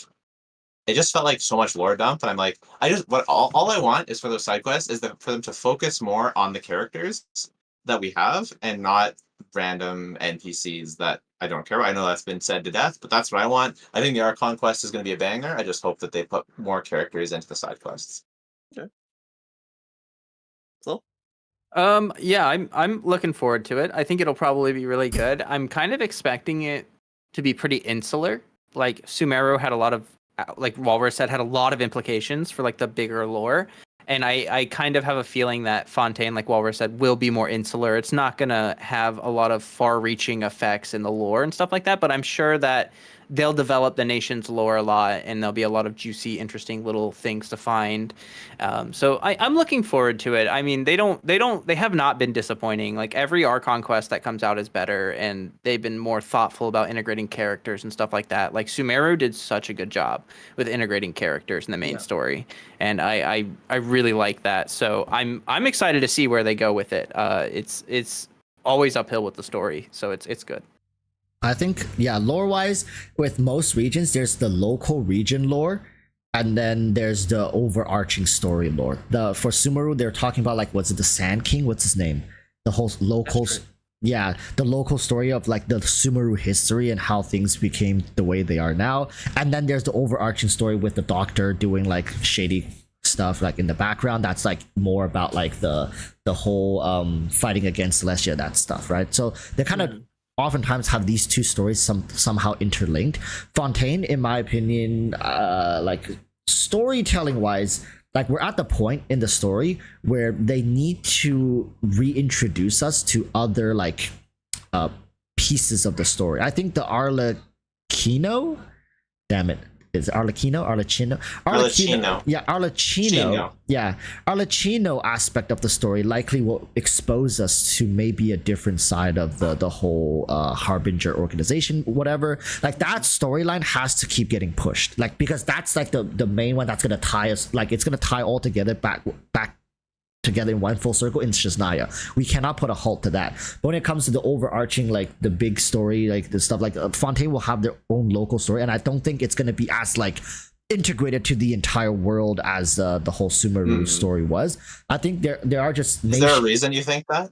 No, yeah, it's mainly because that I think as a nation for Fontaine, like I think it's more about like I don't know, because they said the whole place is lifted, right? Like they mentioned how the whole water, you guys remember the waterfall thing? They were talking about how the whole region is like lifted up from the rest. They said it was like 300 meters tall, that waterfall that we saw in the Fontaine region. So I think Fontaine as a region itself is kind of separate from a lot of the other ones we've interacted with. And I don't think its lore is going to run as deep as the Sumeru lore, and also it's because it's reflective to our real life society. So if you think like Egypt and stuff like that, like the pyramid, they have a much deeper rooted history as opposed to like countries like France, the European countries and stuff like that. It's just newer, and I don't know if they're gonna reflect that in the story, but they take a lot of inspirations from our history, and they kind of try to run parallels in the story. So I think Fontaine maybe is a more isolated nation in that sense, and then the only driving factor in when it comes to the main lore is gonna be the Arlecchino lore side. I think, don't get me wrong, Fontaine's lore is gonna be interesting, but I don't think it's gonna be as influential to the overall thing. Here's why I think it'll connect to Celestia and will be influential, is because she's obsessed with being righteous and the judgment aspect, and she is judging people, and I do think that Celestia's judgment of them will be relevant, and Celestia's judgment of the Archon. They even said in the trailer that the Archon will stand alone or whatever, something like that, at the end of Judgment or something like that, at the beginning of the trailer. And also because it's Fontaine's sort of a parallel to Conria with their technology aspect. So for that reason, I personally do think that it will have to do with Celestia. If you guys remember back to the prologue, what they said about Fontaine was even like at the end, it was like even she knows not to make an enemy of the gods. Yeah. So it's like they were saying, because every region they had something, like Inazuma was something about eternity, like the whole theme. So there are hints. Like, so I think Fontaine. So I think but them saying that enemy of the gods, that's. Yeah, it means she probably did make an enemy of the gods. Because I think she has rivaling philosophies to Celestia, and because she is like the judge of righteousness or something, like she cares about, but like even she knows not to like overstep her boundaries. So I think like when it comes, like Focalors seems to be more level-minded than her personality gives off. Like she knows when to screw around and when to kind of draw her boundaries. So like, but that's why they said like even she knows, like even this person knows not to make an enemy of the gods. So yeah, like I think Fontaine is going to be interesting. Maybe they're going to touch on Celestial lore, because actually we know very little, if like any, about Celestia. Maybe because it seems like the 4.0 Archon Quest, they were saying that we want information from Focalors, but she decided to, okay, you want this information, then we're gonna do it like this. Like she's like, okay, in exchange for what you want, I'll give it to you, but we gotta do it my way. So she definitely have answers, but like we're gonna kind of have to draw it out of her. And I think that's gonna be the dynamic we have throughout the like at least until we befriend her, because Raiden was resistant as well to work with us. So it's just earning the trust of the Archons have become has been a running theme of, like, across all these nations, except for Nahida. Nahida was just like, oh my god, finally someone to talk to after hundreds of years. Yeah, so I mean, still, it's earning her trust, like, right, saving her and stuff like that. So same thing with Focalors. Like I said, I just wish, like, at the very end of the story, we have the Archons actually play a role, like major role in like our fight against Celestia, because I think they will. Yeah, them just like coming in like Avengers Endgame, you know, they just one by one. Oh my goodness. I still think I've said this before, but I'm pretty sure that we're gonna hit a point like we'll team up with the Harbingers, and it'll be like the Archons and the Harbingers versus Celestia, and we'll be agreed. you know, yeah, It's gonna be sick as hell. yeah, it should be pretty cool. Then Paimon's gonna ruin it with one line. True. Lay, what about you? So y'all pretty much said a lot that I was thinking, but I'm gonna keep my expectations extremely low, because the last time I had high expectations for a certain cute female character, she kind of got killed. So I'm gonna keep my expectations very low for Miss Harbinger, just in case they crush my heart again. Because I don't know what they're going to do with her. She's either going to be Signora or Wanderer, and I don't know which one. Okay, like I have a follow-up question. Would you rather have Arlecchino go through the same process as Wanderer, where like she's kind of like washed new now, she's good, she's like rediscovering herself, she left the Fatui, or do you want her to be like Tartaglia, who is still a part of the Fatui, but like just roaming around doing her own thing? Like, which approach would you rather have? Tartaglia, so she can stay Pyro, because I'm hoping she's Pyro. Because if she's like Wanderer and she has to get a new vision, I'm gonna be very. What if she's sad. Geo? Don't Guess I'm do quitting. that to me. The only thing worse than making her not playable is making her Geo. Look here. Real. I have Navia. I don't need another Geo, okay? And also going with the Archon, you saying, Walrus, that she knows when to not overstep her boundaries. I hope it's the complete opposite, because the whole attraction for me with Nouvelette, the reason why I feel like I'm gonna like him is because I hope he's like, you know, basically telling her like, you know, sit your ass down. Like, no, you're not doing this. You know, I want Nouvelette to be the one that disciplines Focalors. Like, I'll be sad if she can do it on her own. Like, no, I want Nouvelette to be the big mighty judge. Like, hey, shut the fuck up. Like, you know, I don't care if you're the Archon. Like, no, we're not doing Feels this. like that's the dynamic they're going for. Like, do you guys know Naruto? Do you guys know? If you know Naruto, I think the dynamic is going to be more like Hashirama and Tobirama. Like Hashirama is like super freaking strong. Like he's the first Hokage, but he's like so goofy, right? But and that's why Tobirama always bosses him around. Like he's like, sit your ass down, like shut up, like listen, like behave yourself, right? But then when things really hits the fan, like Hashirama will put his foot down and be like, everybody shut the fuck up and listen to me, and then everybody does shut the fuck up. But 90% of the time, it's Tobirama who's telling Hashirama to shut the fuck up and calm down and relax and you know, like stuff like that. I think that's gonna be the dynamic. Most of the time, he's gonna be in control. But when things really hits the fan, Focalor is gonna rise up and be like, okay, this is still my nation. All right. Okay, yeah.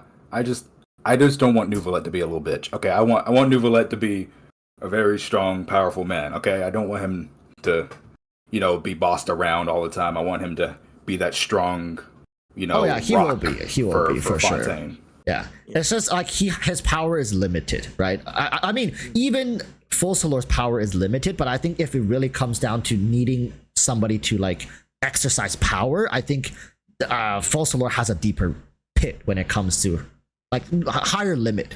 So when they really need that power, they're gonna have to rely more so on Focalor that as opposed to Nouvelette. And I'm sure he'll contribute. It's just him is not enough. A question for y'all. Do y'all think that when they both become playable characters, do you think it'll be kind of similar to where obviously Focalors will almost guaranteed to be better, right? But Nouvelette will kind of be like Alhaitham, to where like if you don't have Nahida, like you know, Nouvelette is. I mean, Nouvelette's still like a great second option, or you can put them together on the same team, right? Like it'll kind of be like Alhaitham, Nahida kind of dynamic. What if he's the Dia?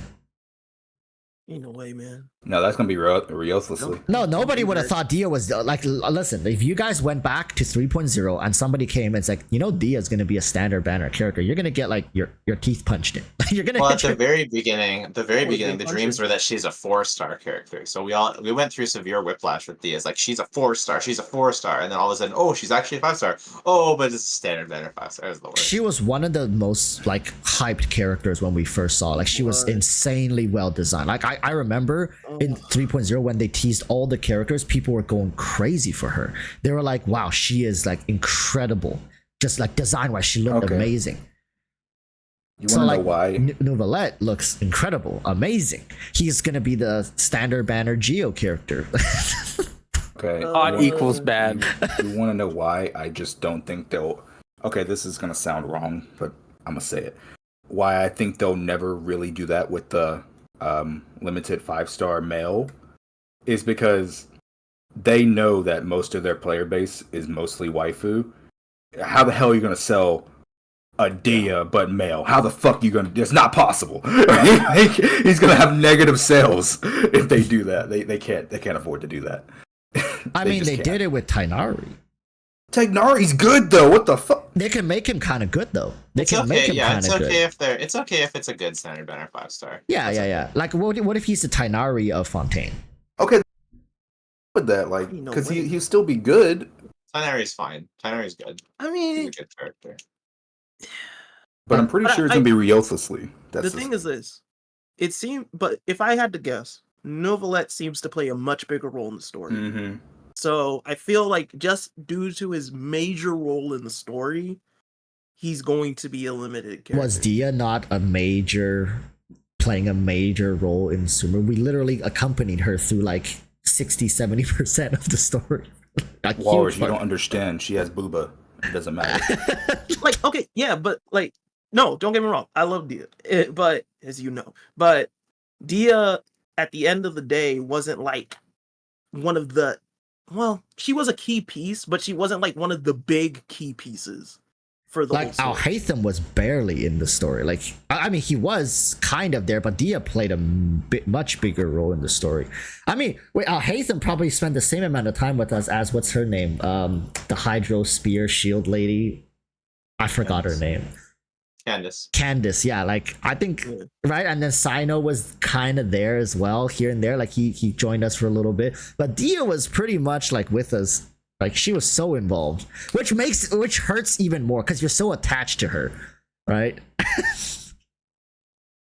True, but I mean, like Al-Haytham. I mean, like in the terms of like Sino and Al-Haytham, like if you just look at them importance to the story wise, right? Like Al-Haytham was the General Mahamatra. Dia was kind of just like a random mercenary that we ran into along the way. I know what I see. mean? Yeah, And that then makes sense. Al-Haytham, he was a scribe for the academia. Now, don't get me wrong, I'm not saying that none of them could have ended up being a standard character. Well, we can't control that, right? But they did play like very important roles throughout the story, like very key roles. Like we would have never gotten into the, the head office of the academia if we didn't have Al-Haytham to like walk us through there. And That's also we had true. General Mahamatra to get us through the gates of Sumeru when we were, basically wanted. Yes. So You're right. You're right. Like when it comes to actual story, I mean character power levels, it seems like they scale to their importance within the nation as opposed to how like relevant they are to the story.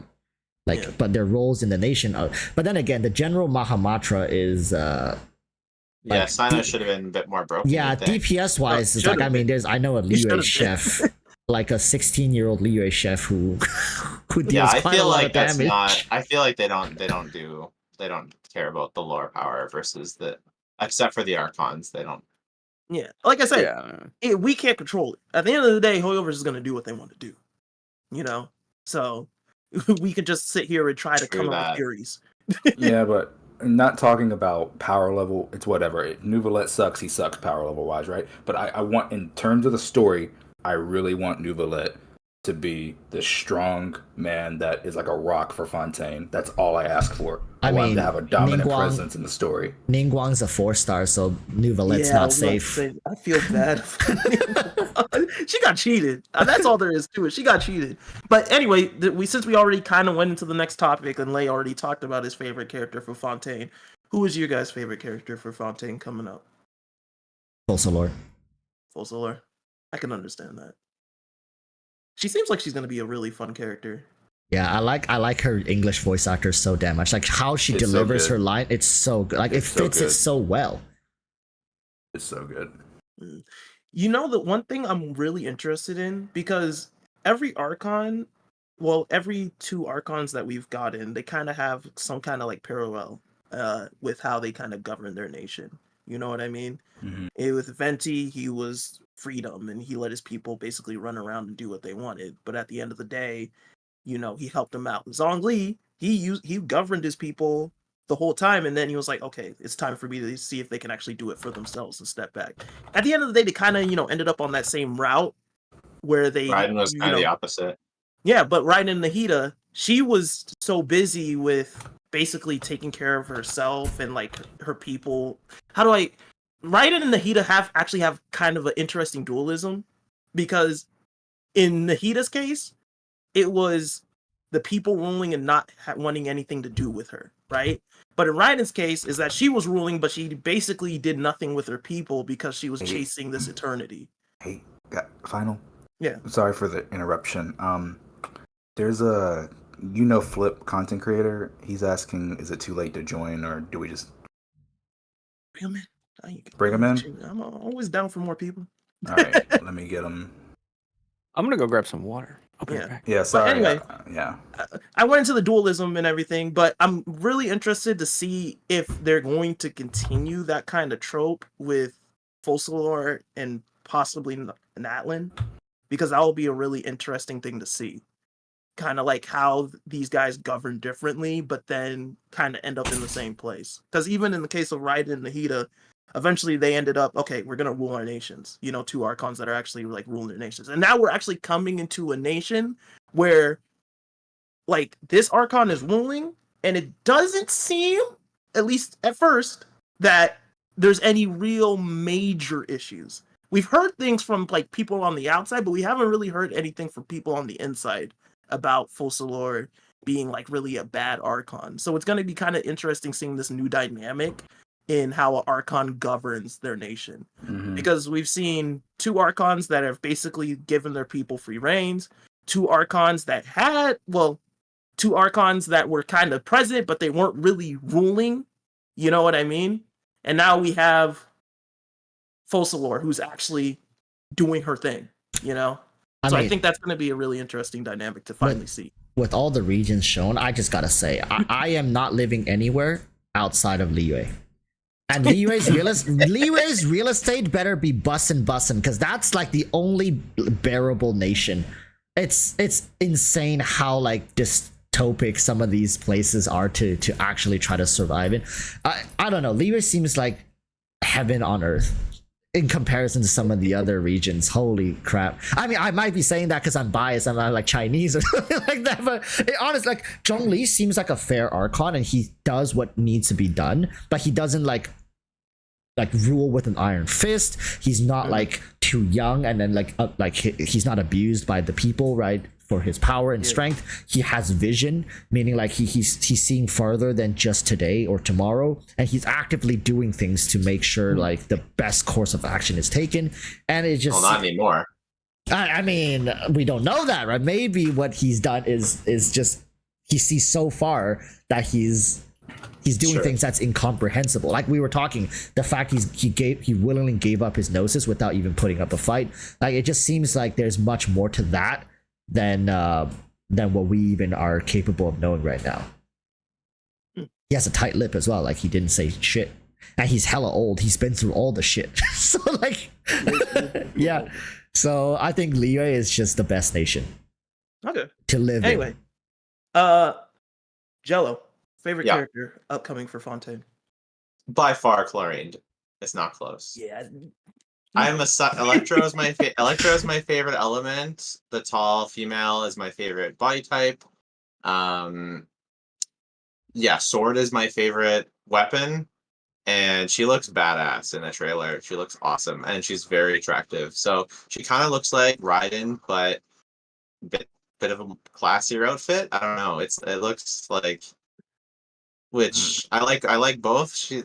There's a chance for if she's really, really good and she's really, really fun, you know, she could even contest my favorite character. But she does have to be good and fun, right? And is all those things. So yeah, for me, like I try and just like personality of a character and just like their visuals, but the strength and the fun gameplay really does affect how much I like a character over time. So that's 100% fair. Yeah. I think that's 100% fair. But I do also really hope for that Navia is a good Geo unit.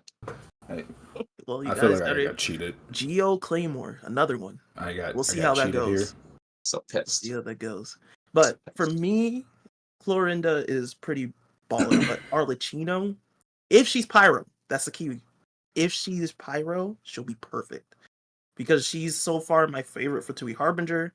I love her backstory, or supposed backstory, from what we've been reading. We'll learn more once, we get into Fontaine and interact with her more and see what she's really about.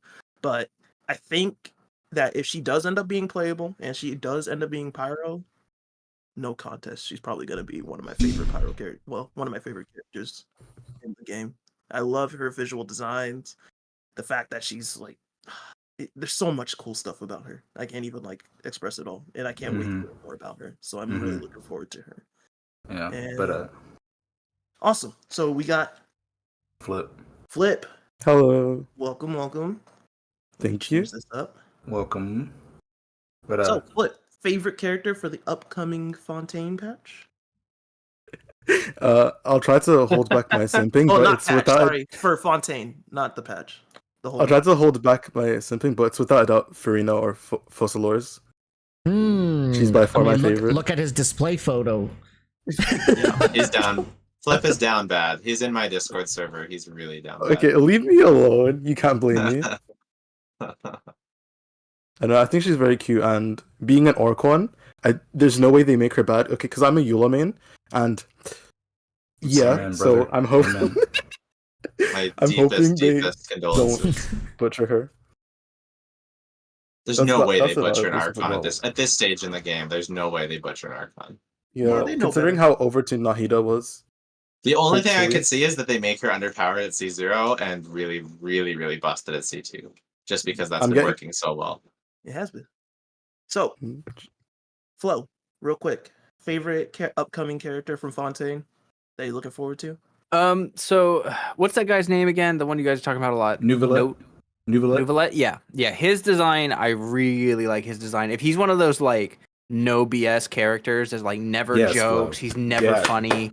Just like that would be so great. I would love that. And then the Parasol girl, I don't know her name either. Navia. Oh, Navia. Navia. Yeah, I like her design a lot, and I think she's got the potential to have like a pretty interesting personality. So those two probably the ones I'm looking most forward to.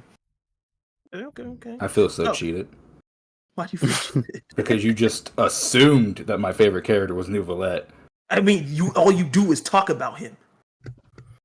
No, he's not. He's my second favorite. Well, who's your favorite? Navia.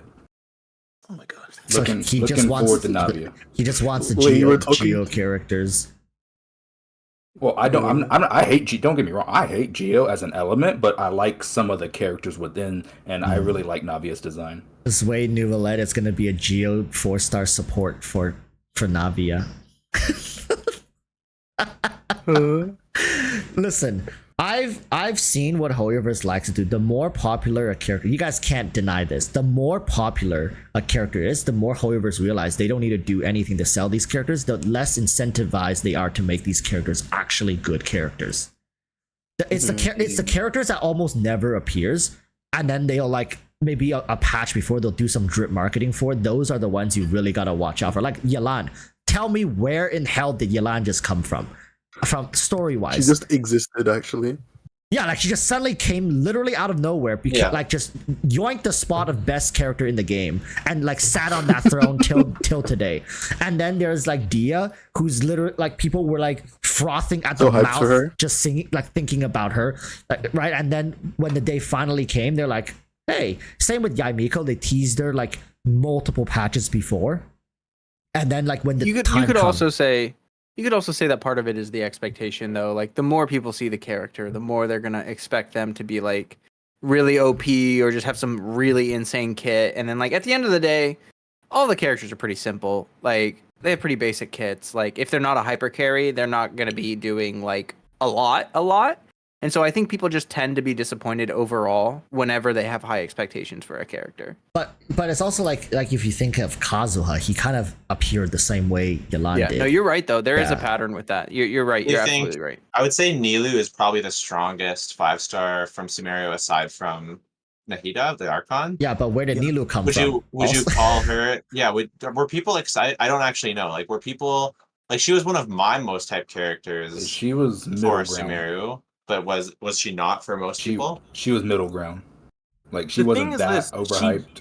She didn't have much hype upon Yeah. release, but after I guess I'm not time talking. Yeah, I'm not talking about really her release, but like her actual like what Walrus is saying, kind of like the characters that people were looking forward to because of lore or design. She was not. Those no. ones are kind of okay. So Yeah. And also, yeah, that the, trend you could argue that trend continues with Nilu yeah, as well. Then. the more they are involved with the story, like the less powerful they are. It seems like because what did Nilu do in the story? Like she was there literally She for danced like yeah, a she rabbit. danced. Yeah, I like, hate. and Oh my she's god. so Dance. broken. Holy. Yeah. Yeah, but what about Alhaitham though? Alhaitham's quite good, and he had like a good story presence. Like he had decent story presence. Like he wasn't like super involved, but he was there. Like yeah, I'll give you that. But that's why he's not the best. It's Nilu, it's Nahida, Nilu, and then Alhaitham. It's kind of honestly, Waller's kind of got a point there. It's kind of all the best characters are kind of aside from Archons are like sleepers. Yeah, literally, you would hope I- Nuvalet never okay. fucking shows up anywhere in the I'm- story. Like you would be I'm like, sorry. yeah, let's go, baby. I'm sorry, but dang, I didn't want this to go into like a full blown meta take, but Nilu in her right situations, she is better than Alhaitham, but overall Alhaitham is better in more situations because if it's not the right scenario for Nilu, she fucking sucks. Yeah, Nilu is situational. Alhaitham's more consistent. But Yes, I like agree. at the peak, Nilu is better. Alhaitham is just too. So you did the worm? You did the worm with Nilu? Yeah. Oh, I need to see that VOD. Please show me. Yeah, I'm fully convinced that this is kind of a trend because the reason I say this is not just like me coming up with random stuff. It's mainly because Hoyoverse uses the lore and the story to sell character, like how hyped you are for the characters. You get attached to them, emotionally attached, and it's gonna lead to you pulling for them. So they don't need to do the drip market. Like, I mean, they'll have some. I mean, really, look at Dia's demo. You cannot tell me they put in the same effort to Dia's demo as they did some of the other characters that are lesser known. Like Nilu's demo was beautiful, but it's also because she won't have many opportunities to present herself to us, to connect with us. Whereas you're literally stuck with Dia for like 4 patches of the Archon quest. So it's just like that's just how it is. I think that they're just doing it like that because it just works out like it's so perfect. And it's, you know what? Another thing is, the more sleeper they are, the more likely people are going to skip them on the first banner, and the better they're going to sell on reruns. So they'll have these characters continuously selling for 2-3 reruns, guaranteed to sell. And then while the other characters, they can get a pretty good chunk off of the first one, right? Because they're so hype, people are going to pull for them, and then they will not rerun them for a long time to drive FOMO.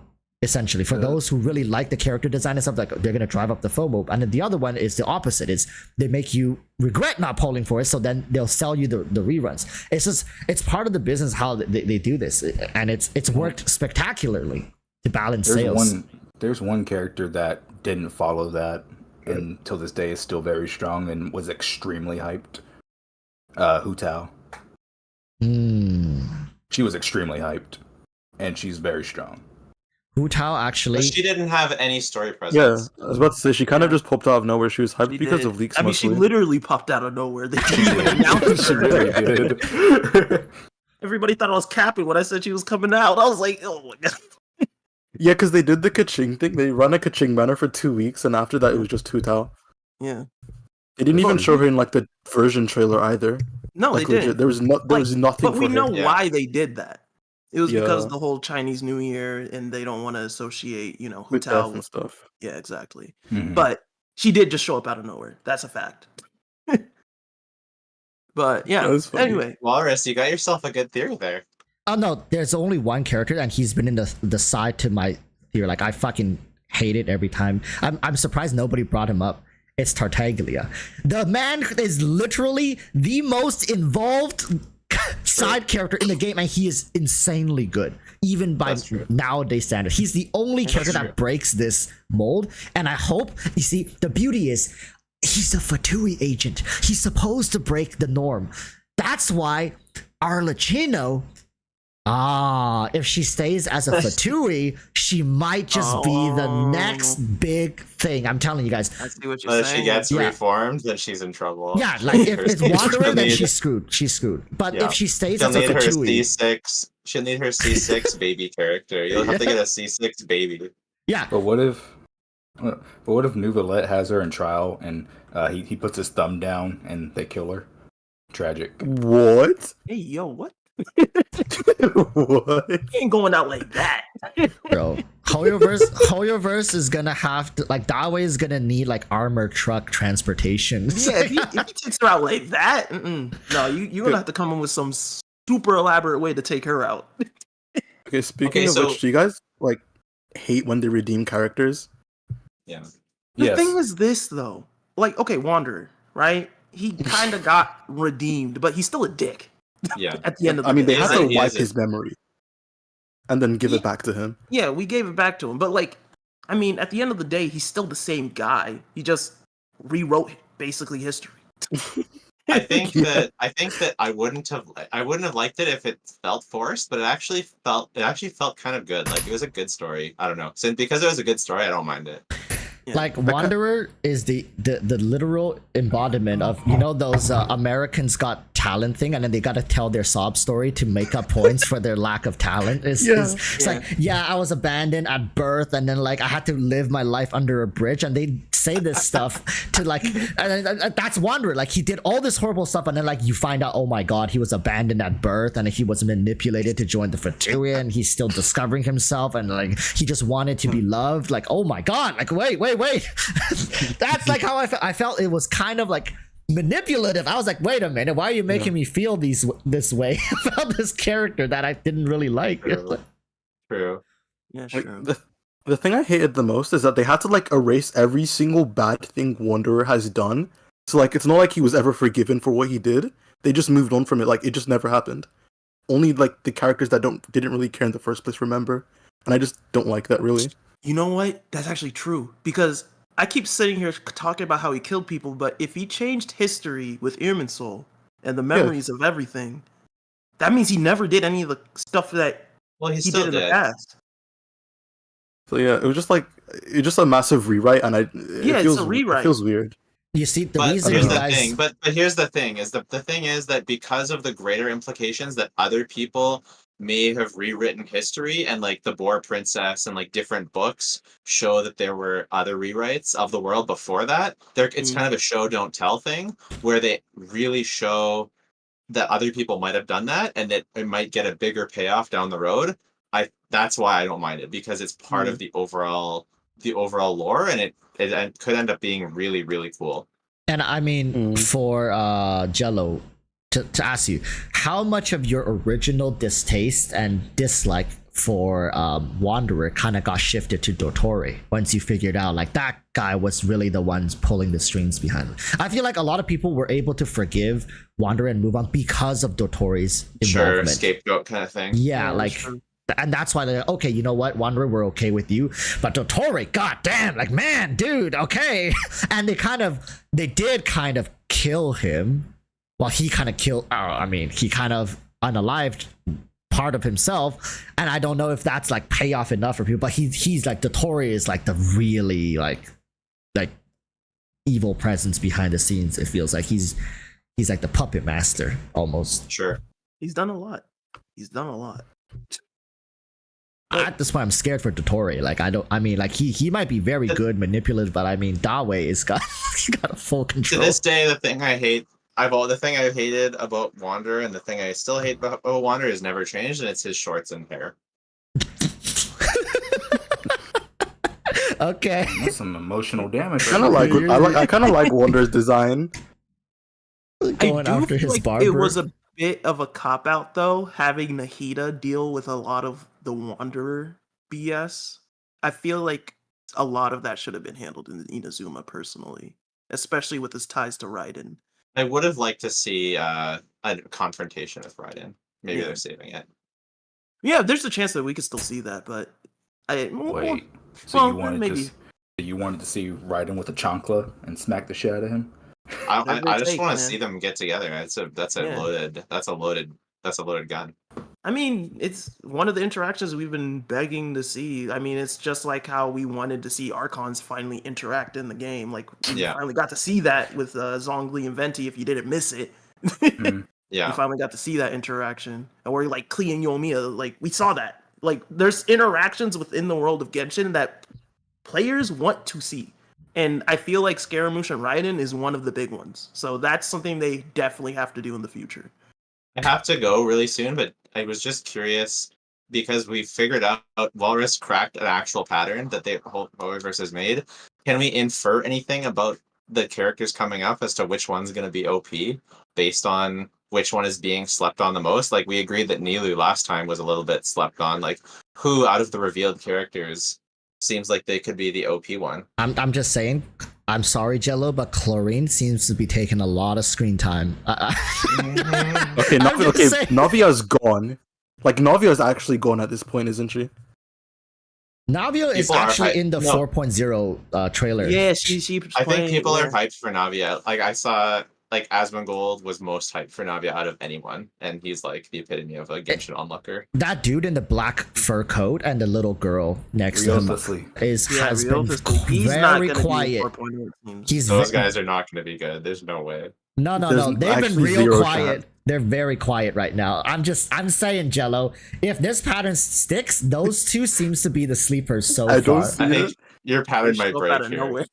Oh, we'll see. Like I always say this stuff in my videos, and then like a year later things happen. I'm always trying to grab people's attention. Look, what did I say? But listen, I got all 5 of you guys here. You guys heard this here first. So Before your the call, patch even you're dropped. saying Rayosley and little Bunny. bunny Whatever her name girl No, are the OP ones? no, we gotta wait until after the Archon quest is over. We have to see the story. You gotta see which of them got involved the least, and then I see. there's a Okay, good chance so- those ones are the really good ones. Here's what we do. You time the scream time. You add it all together, and then you compare it. And what? That's it. That's the And it's tier co- list. And you combine it with the community hype. Yeah, Yeah. like how much You engagement don't they just got count on the Twitter worst ones. posts. You'll go to Twitter, just go to Twitter and see their engagement on Twitter, like how many likes. I think we reshare. cracked the code. I think this is the algorithm. This is what they I'm do. ready for it. We have to do this. Hey, sorry, interrupting. Jello, you said you gotta leave soon, so could you quickly give us your Hydro Archon expectations? Because that's what's next, and then Oh, you know. I there were early leaks or dreams about something like this.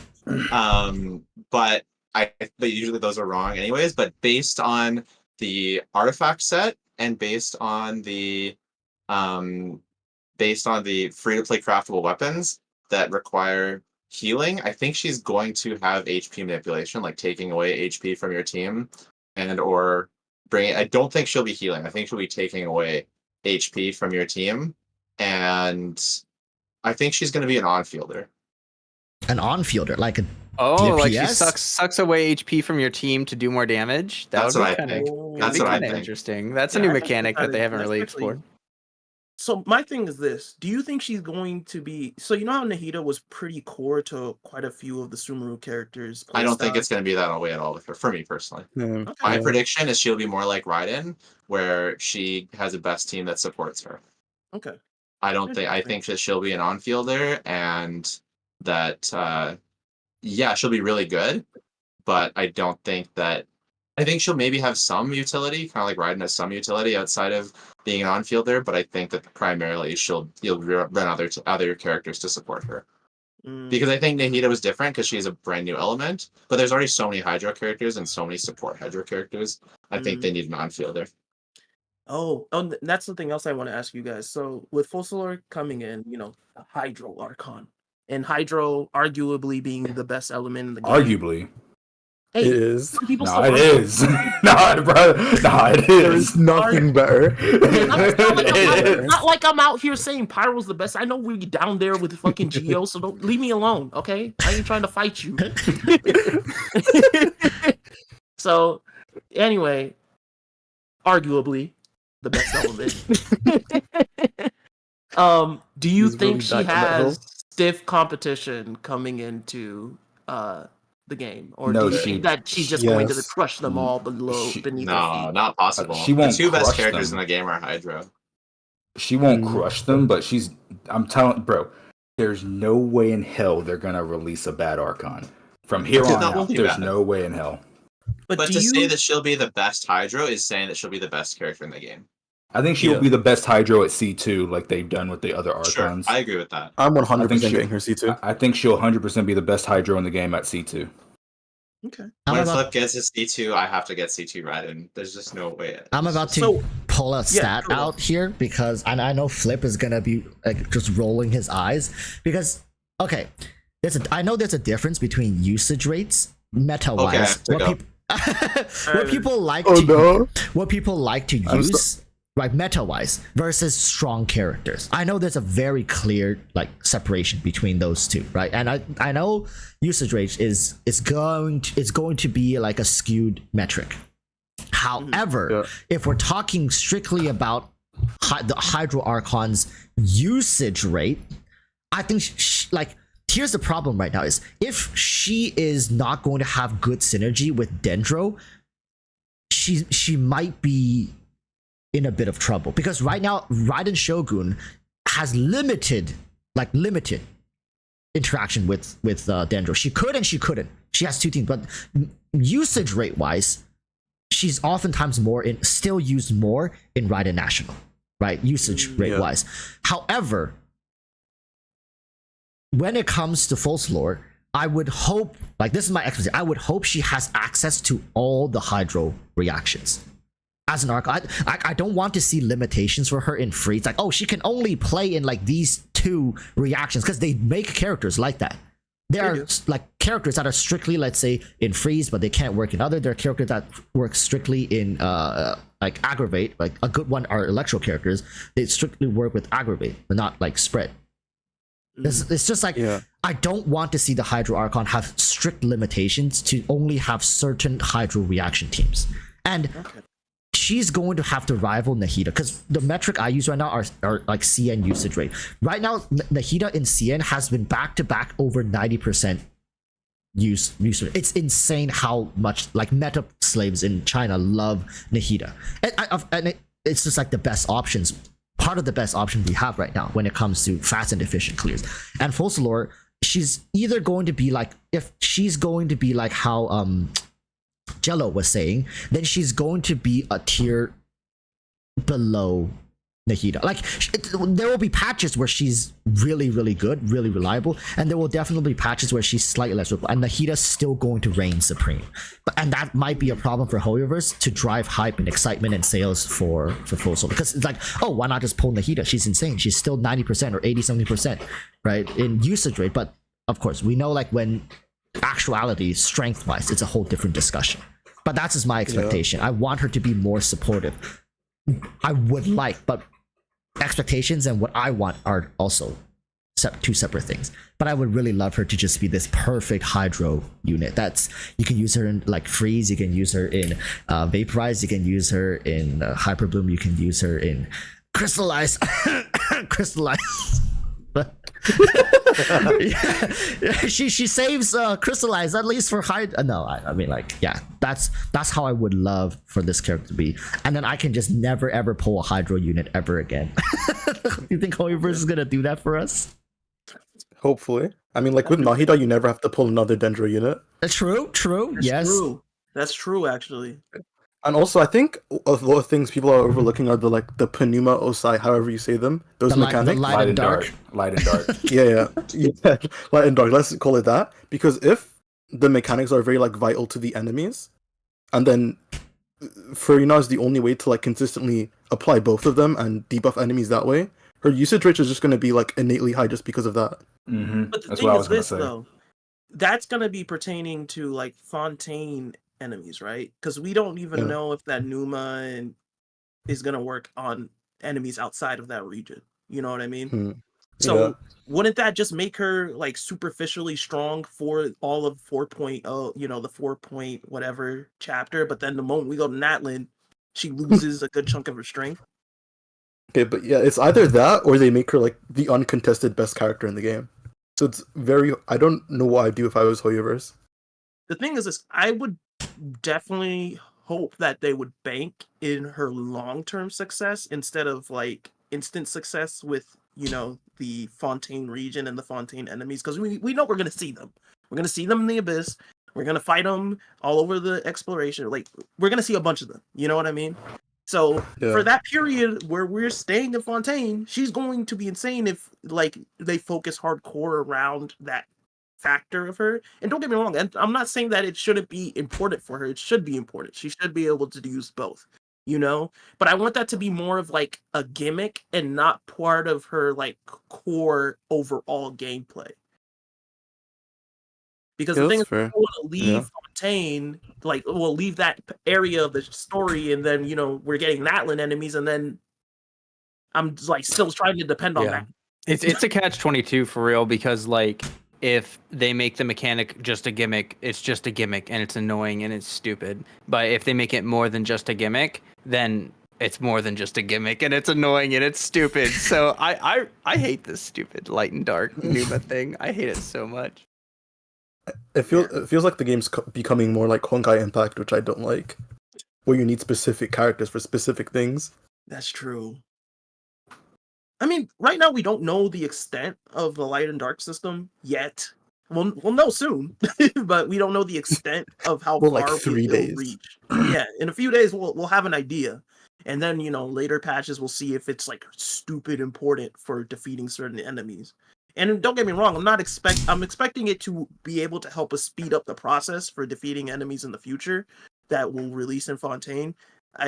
It would make sense. It's kind of like we were saying, I don't know how much of this you caught, but we were talking about like the Aeon Blight Drake. You bring a bow so you can take him out of the sky, or you're just going to be sitting there looking at this dude for a while. You know what I mean?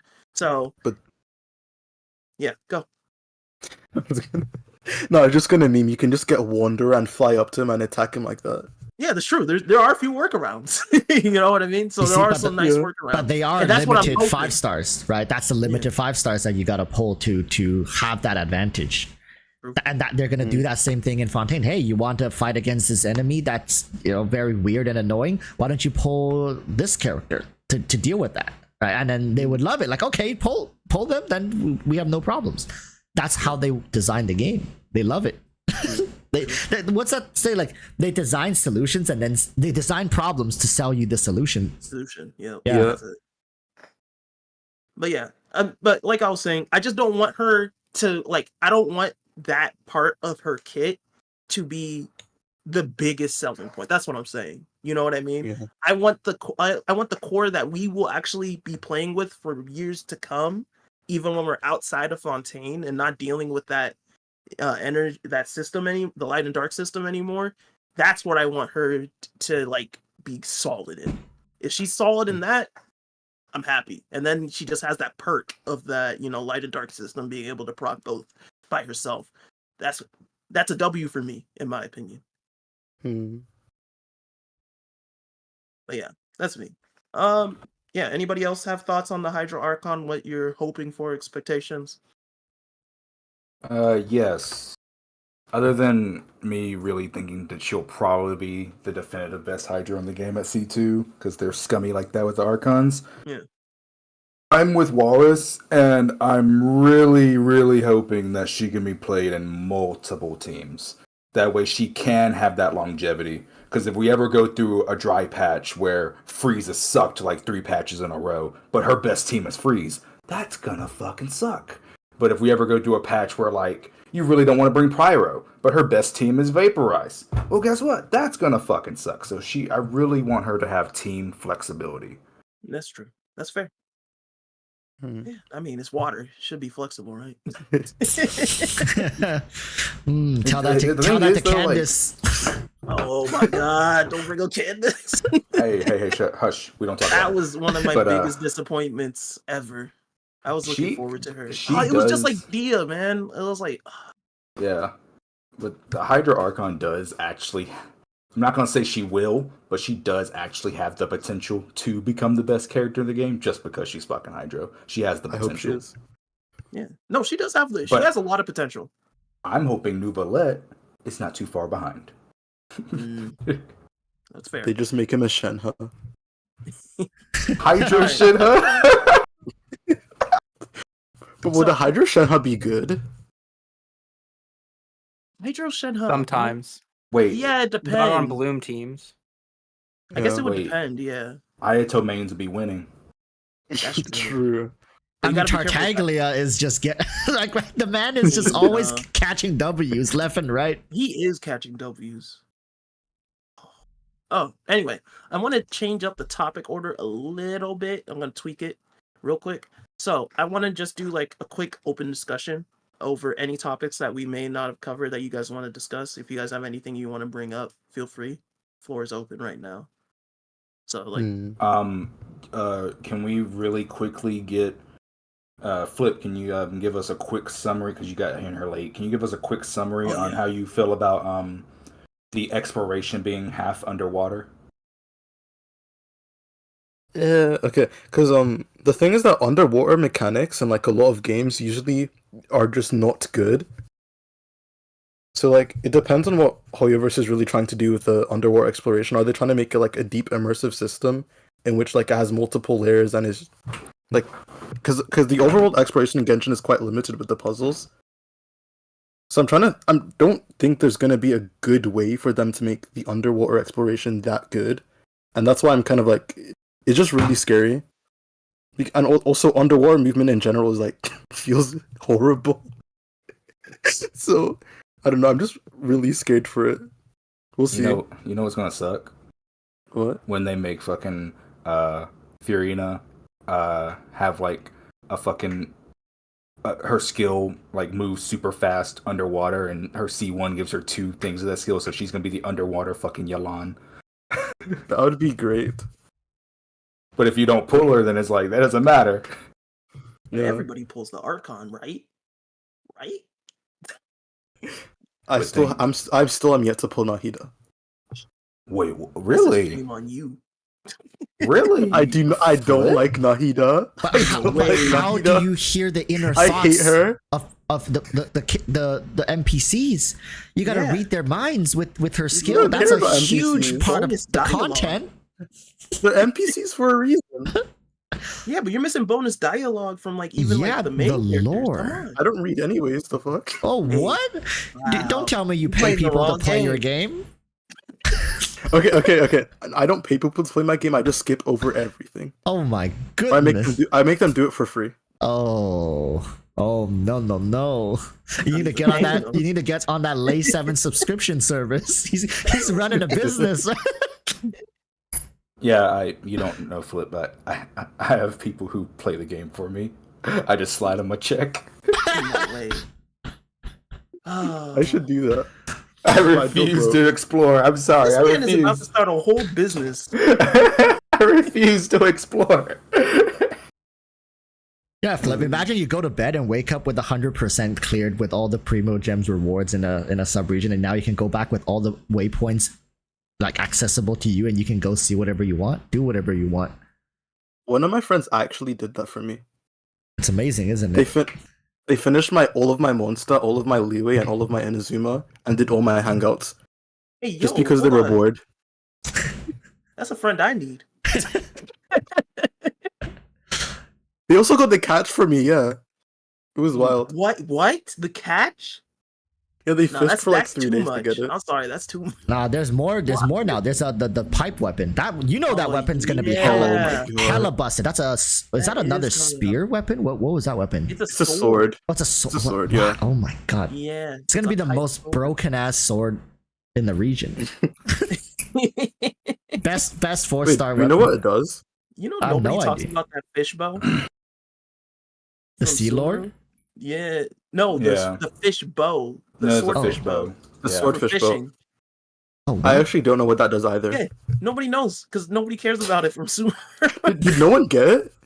I Hell mean, I no. got the first copy, I don't and that was have it. I never I finished thought it was it. from an event. No, you just fish. It's from just like fishing? catch. Oh my god. It's just like the catch. Wait, Yeah. like the same. You just get a bunch You of just fish, and then fish. That's it. wow, what an engaging mechanic. Like even theory crafters forgot about it, probably. Yeah. Like, oh my god. Nobody talks about it. I mean, is it good? It's not good, but nobody talks about it. I see. They got Yeah, I you. figured. They got you with the catch, and then the second one was just absolute dookies. I mean, then what's the third one gonna be? I don't know. Maybe Huh? because nobody went to get the bow, they might just go back to like the catch style. Just the catch 2.0. Overtune Yeah. the weapon completely. Yeah, over to Can we the talk about how free-to-play weapon. stupid the catch is actually? What do you mean? Like You how wanna good say? it is for how? It's ridiculous. It's so good Yeah. for no reason. Hey, Like, what it gives you ER, elemental burst crit rate, and also elemental burst damage.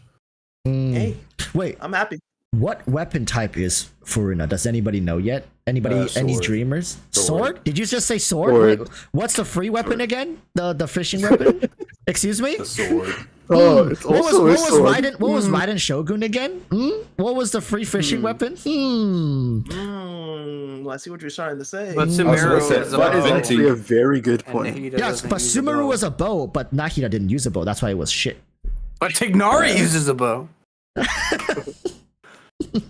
You see how this works? You see the lines, the connections. Venti uses a bow. This Can live someone stream, actually Google what the bow does? No, because I don't want to. I have I no don't even idea. want to talk about Arrows. it. You think I want that in my What's search it- history?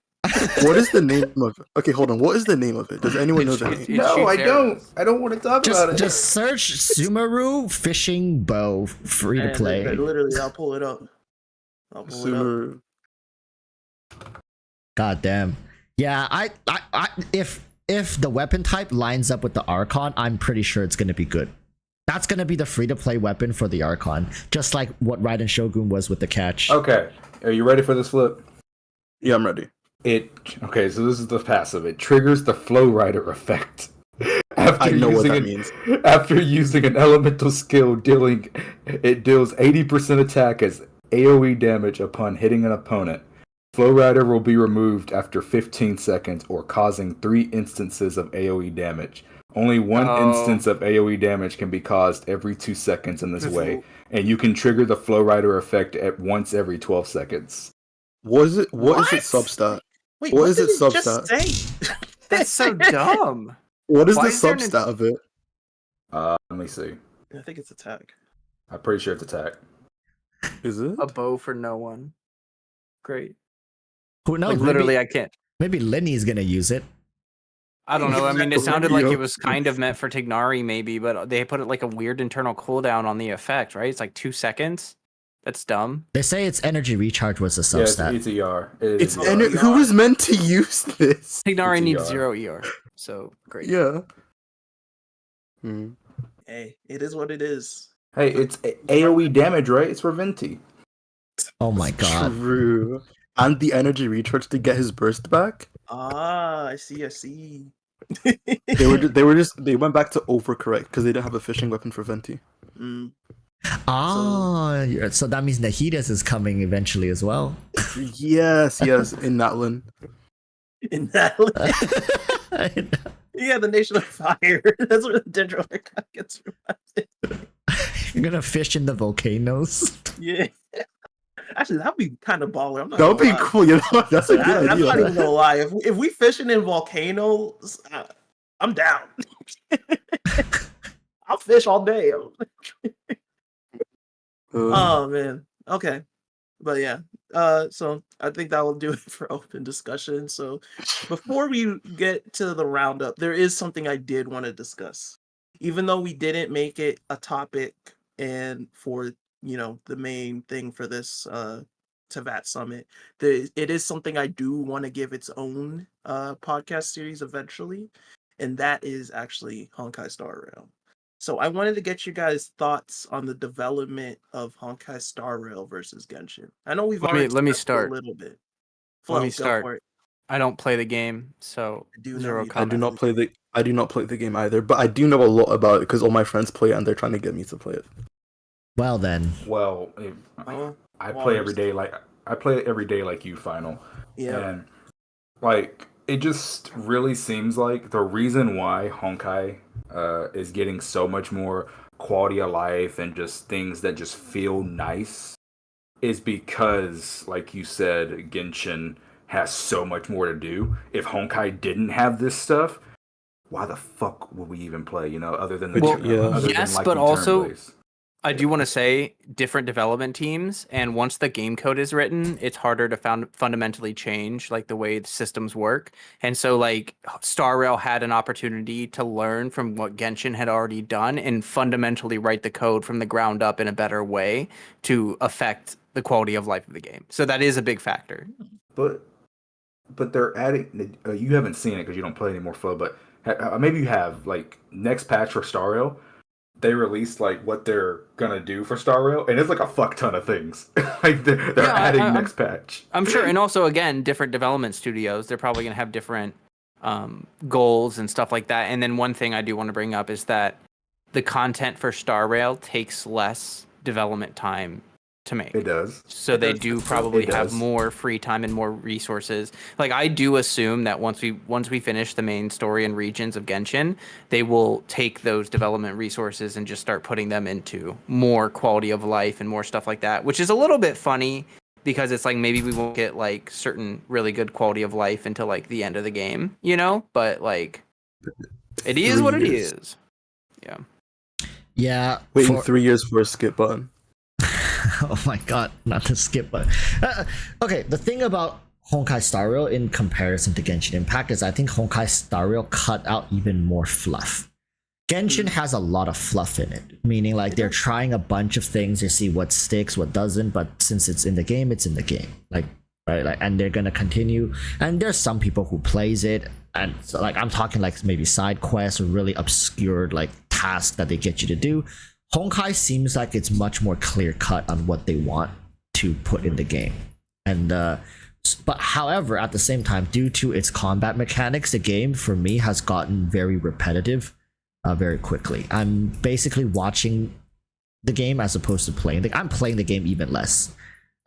Like Genshin, I barely play, but Honkai, literally, I go in, press like 3 buttons, and then the game plays itself. That's what killed it for me. I'm not a big fan of turn-based combat. Like I like things like Baldur's Gate, but like traditional turn-based like Final Fantasy combat, I don't like it. It's so repetitive and it's boring. It's boring. And it really is. I made a video talking about it, and Tecto actually responded, and he says that's what he wants. He would prefer it like that. That's what makes the game more enjoyable for him, because he's like, would you rather do it actively? Because you're gonna do it regardless. Would you rather do it actively? And I was like, yeah, but like, no, of course not. But that's because of the way the game was designed. Because it's non-dynamic combat. In my opinion, I don't think turn-based is like dynamic, especially not the way they did it for Honkai Star Rail. It could be dynamic, but they didn't choose to go that route. Yeah, it could have been. Like they could have done multiple burst animations. They could have done more voice lines. They could have done unique animations for certain things that they didn't do. And you can see that that's not a component that's really a big concern for them. Like Genshin has more combat voice lines than Honkai Star Rail, and that doesn't make sense because Star Rail is a turn-based game. There should be more variety within the actual like combat dialogue and stuff. There's not. Okay, but since I played both games pretty like hardcore, like I wouldn't say hardcore, but like I play a lot of both games. And while I am a pretty big Genshin whale, I do have a lot of teams like I like to play around the Abyss that aren't whaled out that hard. And same thing for like Honkai now. I will definitely say, because of how they have set up the Abyss in Genshin, the hard content in Honkai is much more enjoyable for me personally than the hard content in Abyss, because Abyss just feels like annoying. It's like they have this time gate, like the worm, for example, just keep going underground. It's like, let me hit the motherfucker, right? But in Honkai, I get to actually use my brain to try to keep my fucking supports alive. They're about to get one shot. You know, it's more enjoyable for me. I mean, to be fair, how much of it that is that Abyss is just bad? Not that Genshin's combat system is any boring or anything. I will argue. Oh, Abyss is just bad. Like Abyss is bad. Genshin has one of the best combat systems I've seen ever in a game. I just feel like sometimes they underutilize it. They really do. Yeah. For fear of anxiety. Yes. Exactly. Is it bad? I think that's bullshit. Surprisingly, what surprises me is that they have a game like Honkai Impact Third, which is like, if you don't even have the best units, you can't do some of the content. Anxiety. Yeah, and then Genshin, but I think part of it is the player base too, because they're always trying to cast a wider net. Yeah, Genshin caught the eye of a lot of people. We all know this. We can all agree on this. Genshin caught the eye of a lot of people. So it brought in people who never played gachas, brought in people who probably never played anime, RPGs, like people from all kinds of walks of life, So when you have like just this big net of people that are coming in, they're probably sitting there trying to figure out how can we best develop this game for the majority of these people, And as much as we hate to say it, a lot of the people that play Genshin are just casuals. They're not trying to, beat the hardest content. They're not trying to fight. They're not even trying to build their characters right sometimes. You know what I mean? Like, they're just enjoying the world of Genshin as it is. And I feel like Genshin Impact has developed on that route. They're trying to give that the player base that casual route where they can, come in, do whatever they want to do their dailies. If they want to do Abyss, they can do Abyss, but Abyss isn't like the major thing of the game. Yeah. You got like the story, character interaction, all that stuff. You have all these different ways how you can tackle the game of Genshin in your own way. Now, Honkai Star Rail, it is purely combat focused. We've seen it. The events are even combat. Most of the events are combat focused. The combat for Honkai Star Rail has become its core. So you have people who, let's just be real, the people who are going to stick with Honkai Star Rail are probably the people who like the combat at the end of the day. You know what I mean? Yes. And that's nowhere near the size of like the audience that Genshin has for like all the random stuff it has within the game. So I feel like their development cycle has to be on point, and that's why they're giving us all this quality of life, all these changes, all these things, because they're trying to keep that already small group of people that they have sticking with their game in their game. Because it's not like it has like the Genshin, it has part of the Genshin audience. We know that. They designed the systems behind it in order to match up with Genshin, so that Genshin players can come in and feel a sense of familiarity, right? But at the same time, it's a very small part of that Genshin community, and it's trying to make sure that it caters to that part so that it can still keep generating revenue, making money, and self-fund itself. So it can't afford to piss off its audience. I think you're 100% right. Yeah. Like I said this after Star Rail came out, because I played, like a week or two of it and got through the story that was available. Well, actually, I didn't even finish that, but whatever. I got through Belobog. It's like I kept saying over and over, like, I know that people are honeymooning this game right now, and like it's like everyone's just in love with it, but I can already see this game is going to fall off the face of the earth once everyone beats the content. Like you've said, and we've said before, there's nothing to do in the game. Way less to do than Genshin Impact, and that's already a pain point for people in Genshin. And so, like, buckling down and focusing on the harder content, like it clearly is designed to be more complicated in the combat area and less forgiving, really. So, like, I think that's important. Like, I think you're right. If they didn't do that, then they would be bleeding players hard. Yeah. Wait, but hasn't it been like 3 months since Star Rail came out? I feel like the honeymoon phase would have ended for most people by now. Oh yeah, no, for sure. And people have actually stuck. Like, there are people in my Discord that play it, and like they keep coming back daily. And I'm shocked. I'm shocked. Like I don't think it's that good of a game. I like the story, but the actual gameplay to me is tedious and it sucks. And I just don't want to play the game. Like I want to watch someone do the story. Is what I want to do. I love Star Rail so much. I will say the only thing I don't like about Star Rail's combat is, I'm using an example, Fischl is one of my most used support characters in Genshin, right? So I don't ever have to worry about her pretty much ever dying. I switch her in, I put out Oz, I switch her off. Silverwolf is my favorite support character in Star Rail. My Silverwolf has probably 50 times the deaths of any other character in the game for me personally, because I can't just switch her off field, I can't just put a Zhongli shield on her. Like, if she gets targeted and gets one shot, it's over, Please, enemy. Right now, Please, enemy targeting handle. Right now, Honkai Star Rail is making a lot with the Kafka banner, and I think this should just point to how important proper marketing is when it comes to these games. It's like Kafka is a great example of a unit. For those who don't play the game, is like she is strong.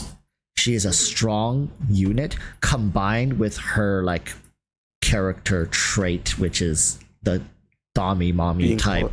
Mm-hmm. Yeah, exactly, right. It's not enough to just have a character look amazing.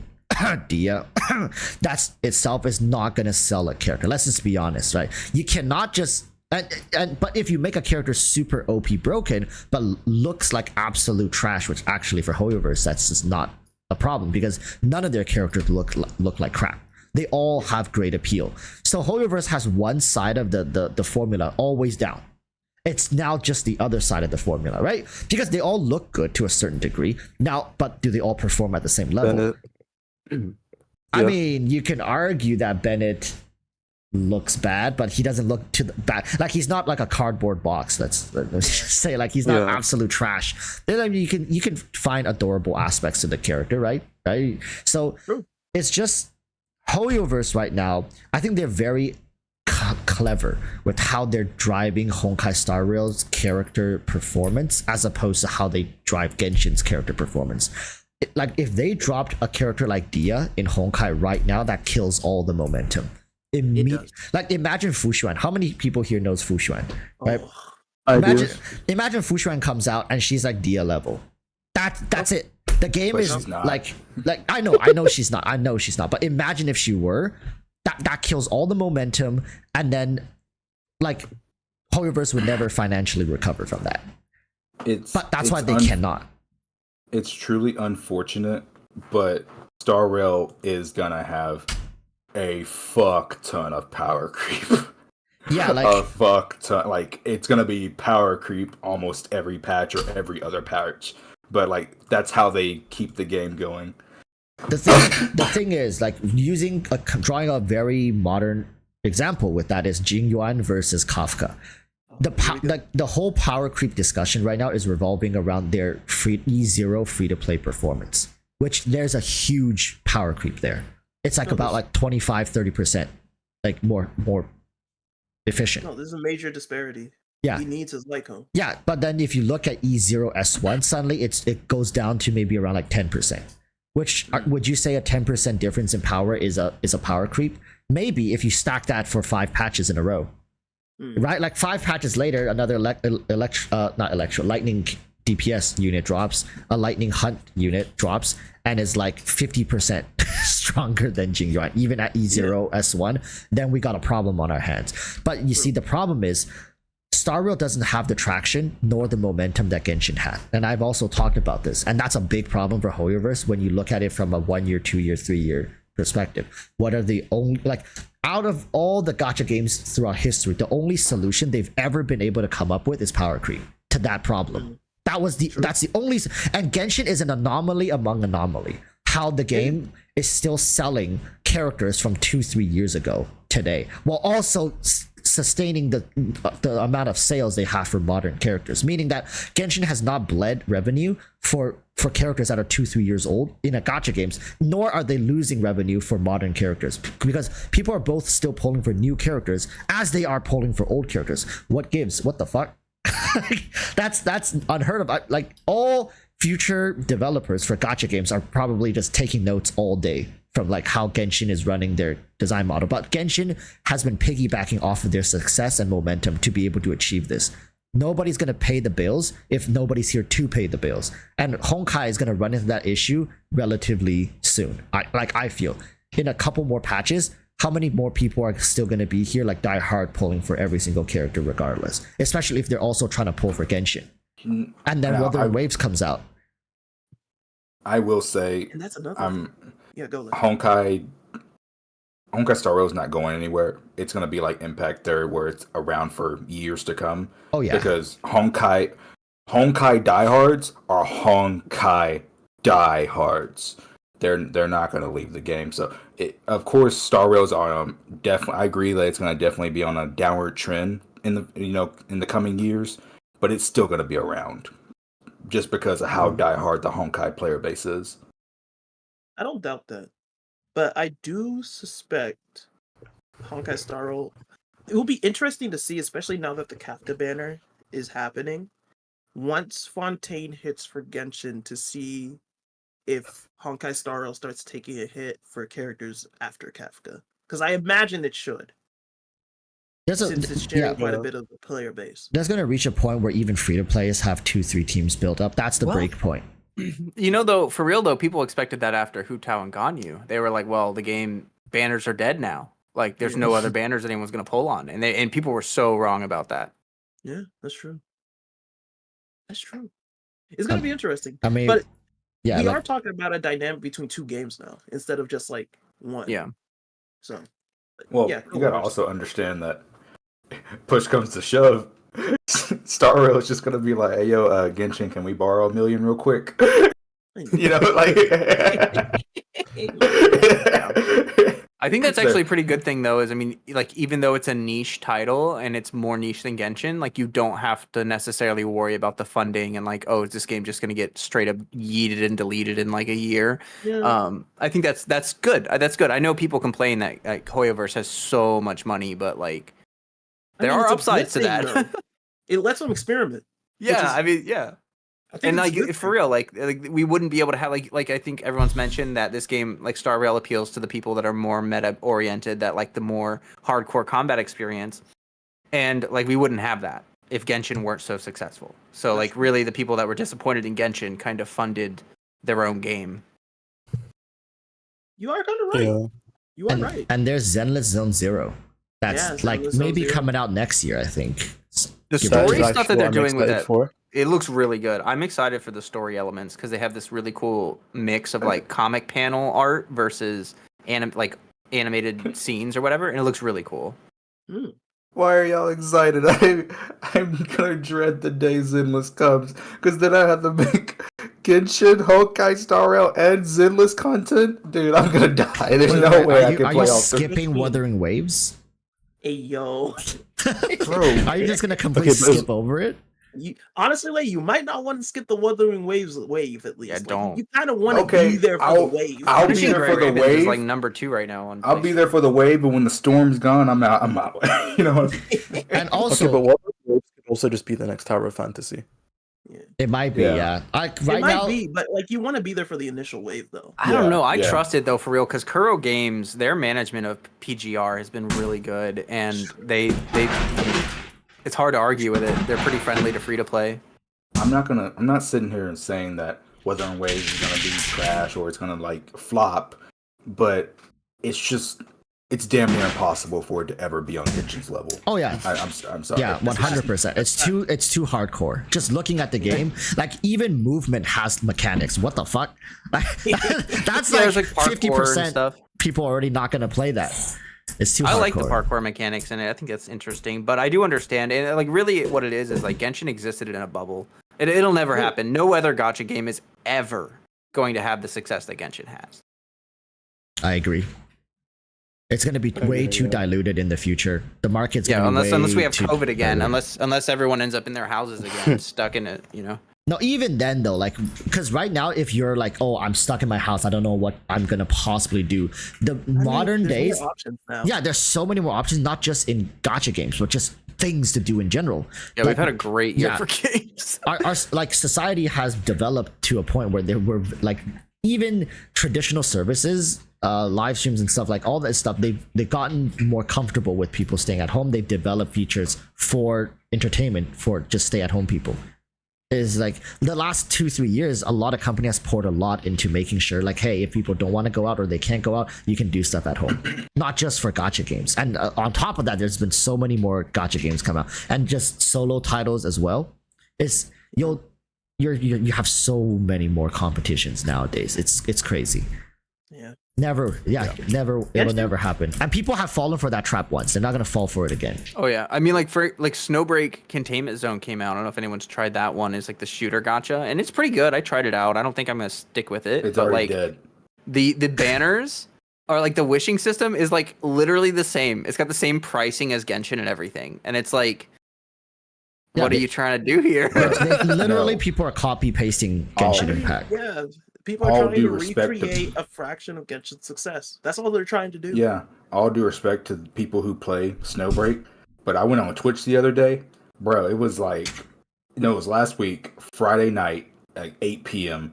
I looked at Snowbreak. There was 300 viewers, bro, for the entire fucking game. I don't doubt it. I mean, the story is like okay, Punishing Gray Ravens has a pretty rough story in terms of like translation, and I'm not a stickler. Like I understand that like these companies aren't native English speakers, and a lot of the times they don't hire professional translators and stuff. So like I get it. I'm not gonna sit there and like complain about not perfect English, right? But like I tried to understand Snowbreak's story, and I don't understand. I don't know what the hell is going on. It like does not make sense.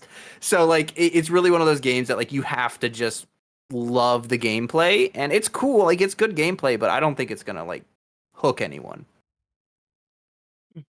It's unfortunate. Well, that will do it. We covered all the main topics that I wanted to talk about today. Greatly appreciate you guys coming in.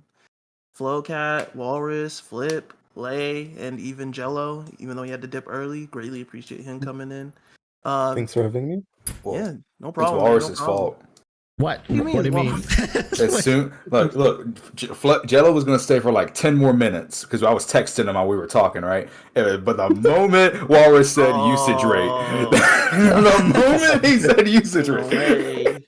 Hey, I'm gonna be on another Genshin Court I don't video blame him. just for bringing that shit up. But yeah, man. Greatly appreciate you guys. It was fun doing another Tibet Summit. We definitely have to do another one soon. And also, I'd be interested for those of you who do play Honkai Star Rail. I would definitely want to do one for that game too later down the line. I think that would be interesting, kind of seeing where that game is like half a year. But anyway, other than that, greatly appreciate you guys. Guys, you're in my chat. Check them out. I pinned everybody's link to their channel in a pinned comment, so I you told can you see not that. to. Not yours, Lay. I left Oh, yours thank out. God. Don't worry. Because mine. Flip also. I'll make sure to get that real quick. Flip, if you could send me your link to your channel, I'd like to share that with my chat.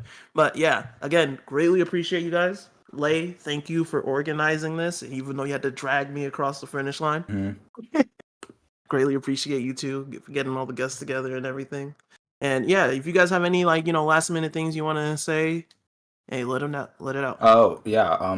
I want to say see you in 4 months, Wars. I know this is gonna be your last live stream for a long ass time, and I can't wait to have you back in the community, man. You're a treasure. Wait, what? Wait, what's happening? Walrus is leaving for 4 months. What Where? are you okay? Yeah. Is everything Wait, okay? for No. 4 months? Yeah, I got work in China, like legit, Oh. like work. I'm Oh. on contract over there, so I have to fly over to China. I'll try to keep making videos, but live streams are gonna be impossible. Like with VPN and then like having to live stream with the band. I think where I'm gonna be at, they have like 20 megabit internet. It's like, god damn it, it's gonna, and that's download speed. I think upload speed, like, they don't even know what that is. So, yeah, so I won't be active live stream wise for the next 4 months until December. I'll be back, and then that I'm probably only going to be here for like a month, and I may have to go back again depending on how they proceed. You know, like in China, it's very like it's it's very whatever with them over there. But yeah, this is going to be the last stream. I fly out on Monday night. Stream? We really caught you for the last one? Damn. Yeah, you Hope it did. goes well for you. Yeah. Man. Likewise. But I'll be making videos though. I'll be making videos, Okay, and I hope to okay. catch some maybe like closed beta stuff for like Wuthering Waves. Alright. Yeah. Dang. That's gonna be crazy. I'll have nothing to do on my Wednesdays and Saturdays. Damn. Don't worry, I'll try to keep the content extra spicy, especially for Extra Flip. For spicy? Flip, like my goal is to Thank try to you. get on another Genshin Court before the end of the Oh, year. okay. I need to. I Okay. need to One really- another one. Yeah, I need to drive the controversy a little bit more. I've been trying to keep it tame, but now that I'm gonna be more irrelevant, I need the exposure. So I'm trying to say some saucy stuff once Fontaine drops. Okay. All right, if you want to do something, just disrespect Fischl. I'll get a new trial for you immediately. No, that's too blatant. Dang. That's too blatant. Oh no, you know what I could do? You know what I can do? I can make a whole video about the new artifact set, and I'll say like, Yes. "Oh, Fischl's dead because of this artifact set. She's Yeah, useless say- now." say Like, that. That's the worst character for this new artifact set. Nobody's gonna use Fischl for this. Dude, just make another Chi-Chi battery clip. That was amazing. No, was Chi-Chi amazing. battery. The beautiful thing about Chi-Chi That was a battery. mistake, wasn't it? Yeah, it was a mistake, but that's the beauty of it. Because imagine if I actually caught it, I wouldn't have included it in the video. But the fact I just but the thing is, even before that, I said Bennett was the good battery for Hu Tao. That was not a mistake because I actually used Bennett with Hu Tao for the longest time. I loved Bennett Hu Tao using, isn't bad, honestly. like, it's not bad, but of course it's not like super like it's not the, I the actually meta. I relate to you because so like I really like Diona C6 and just I know that it's not perfect synergy with Hu Tao, but I like using Diona with Hu Tao because you can kind of like be under 50%, run into the circle and do the burst and capture at least some of the buff even if you don't get the full buff. Even though it's stupid, it's not optimal. I know. What I used, because Hu Tao back when she first came out, she was absolutely crushing everything.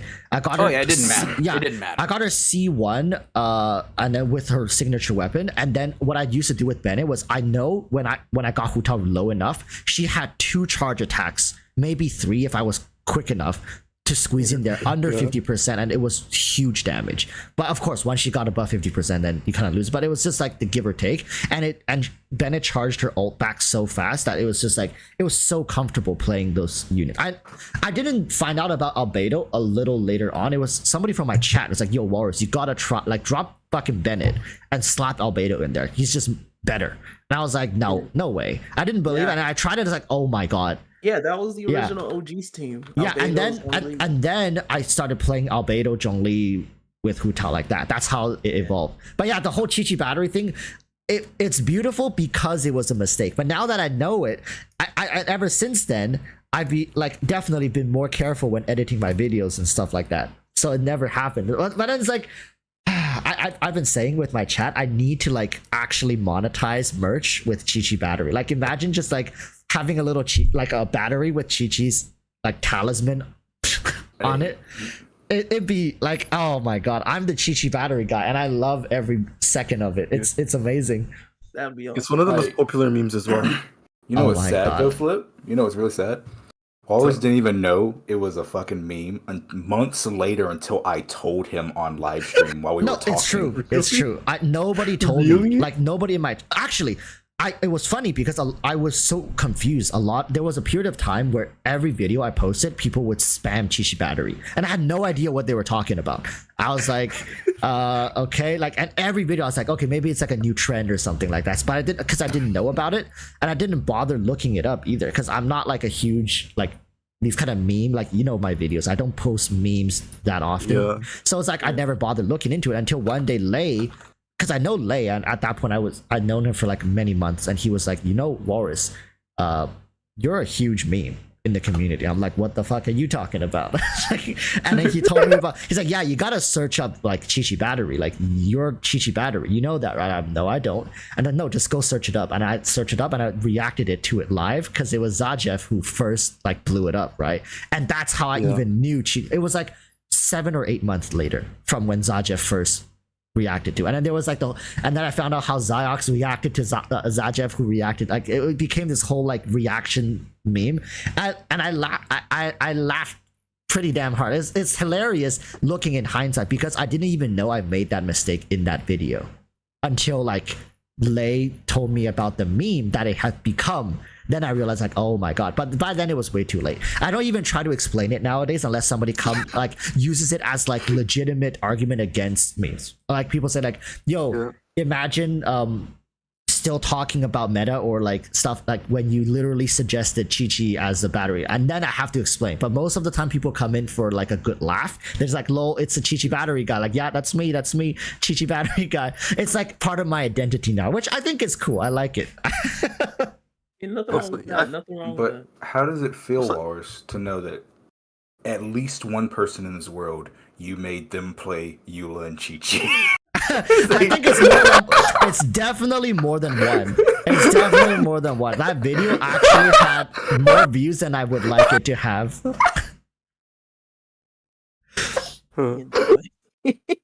Also, I feel like most people should know it was a mistake because Chi Chi actually generates 0 energy.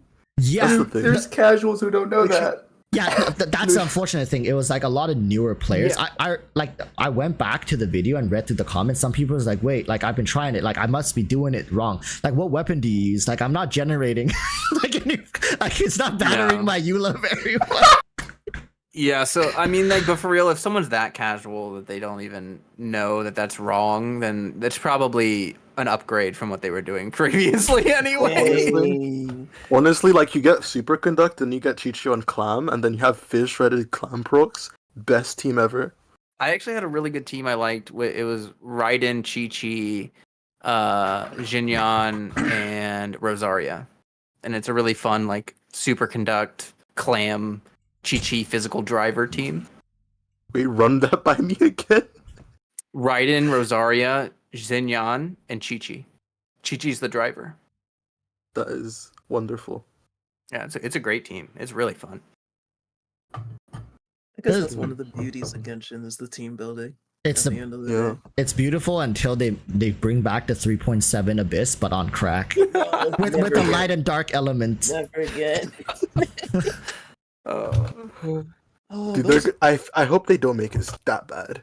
Imagine honestly, those elemental lizards, but they have the light and dark empowered elements on them, and then And they have- no, and you gotta disarm them. don't do that. The thing is, I wonder hope Hoya won't do that, but I'm not taking any chances. You can't trust them. What I'm worried about is Yeah. what if the light and dark thing is just like a natural buff thing for the monsters, and then now they can slap that on any monster. Like, let's say it increases their HP by 20% and their damage dealt by, let's say, like 30%.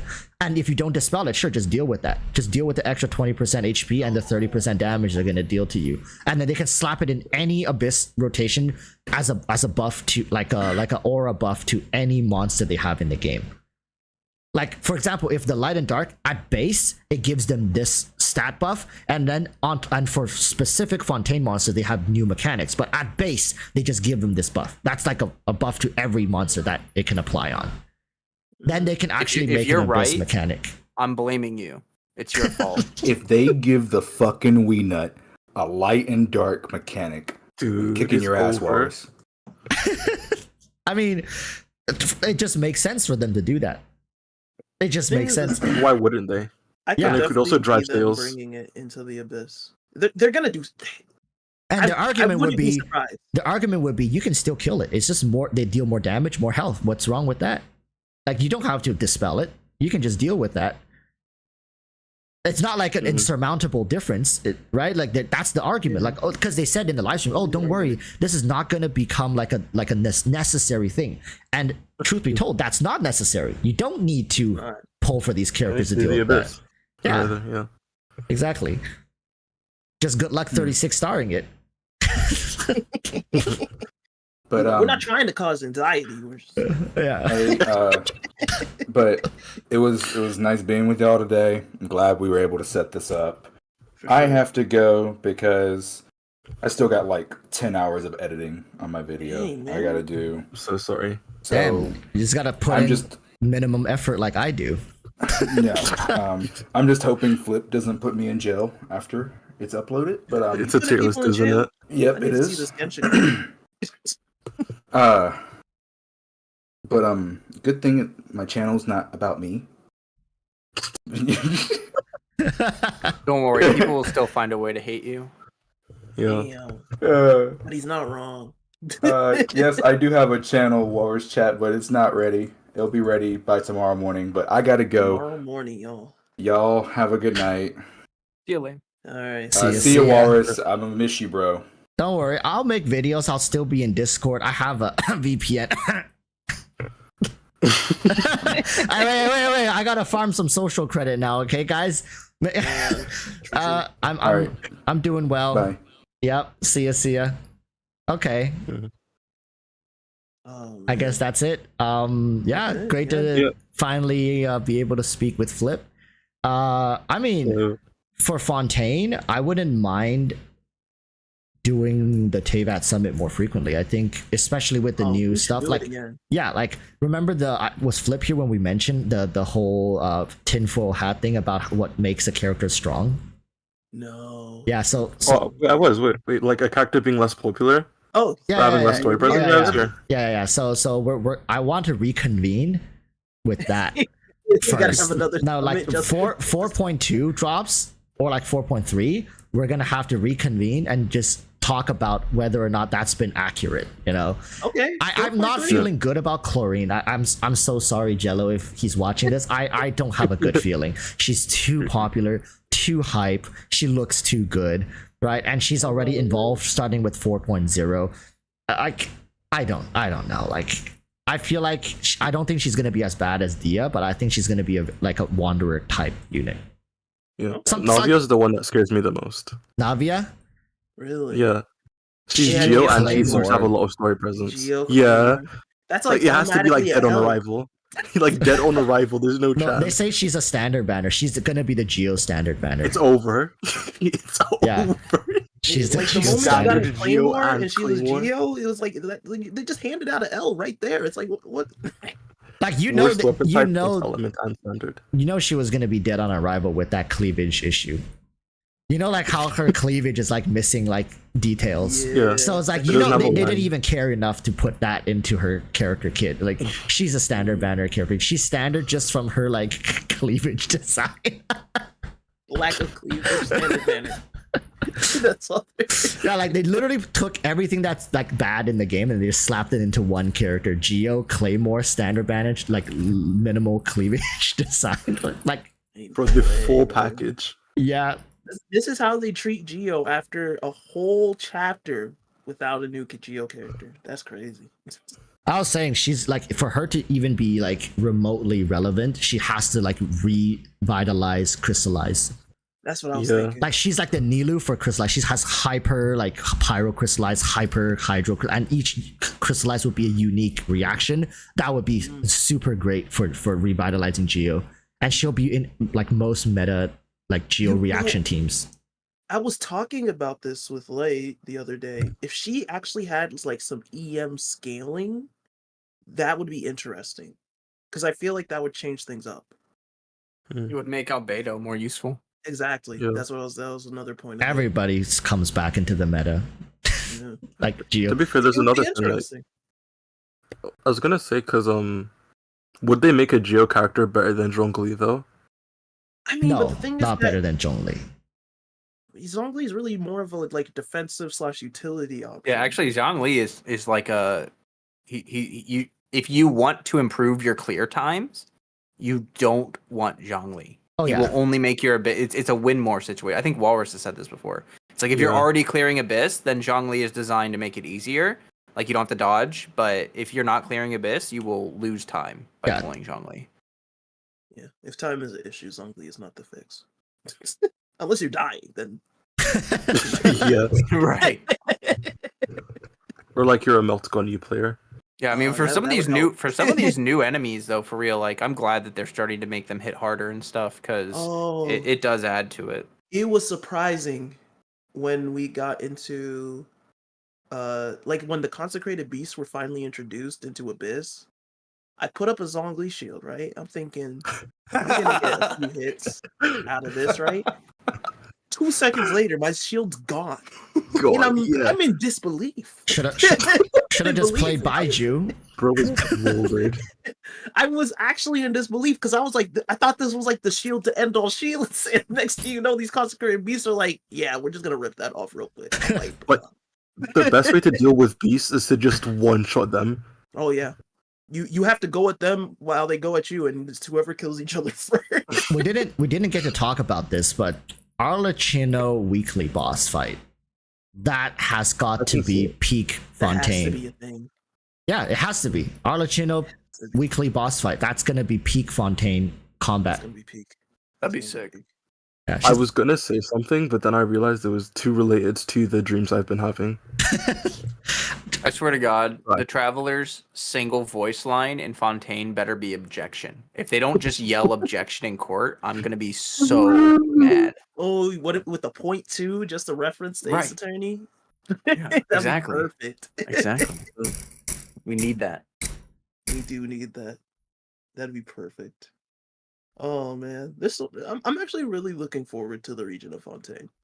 I know Yeah. that there's gonna be some stuff that I'm probably gonna be disappointed in, but as Yeah. a whole, I'm surprised. I'm looking forward to it more than I thought I was. So until I feel like that's- until you're forced to do underwater exploration for Yeah, the it's entirety of And then, 4.0. or- yeah. I mean, every diving mechanic I've ever experienced, unless the game is Subnautica, is absolute dog shit. So exactly.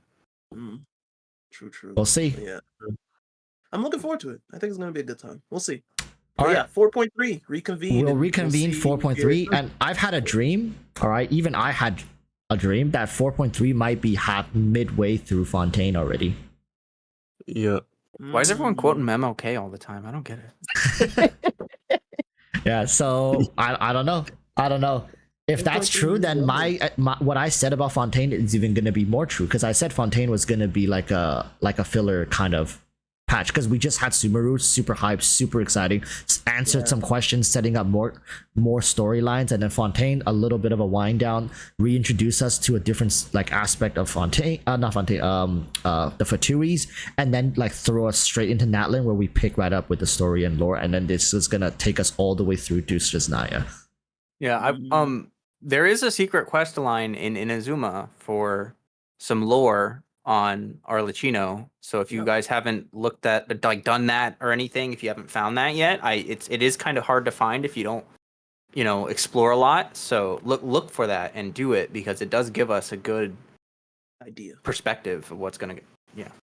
Doesn't she just like kidnap children? It was more than that. It's nuanced. Thank you. Like I wonder how they're gonna explain that one. Like, oh, but she was doing it for their sake, because they were they were poor. They were gonna make it. Yeah, they were gonna like die very painful death. It was either like brainwash them and like indoctrinate them, or they were gonna die horrible death at the hands of Dottore or something. Is it brainwashing if you love your mommy?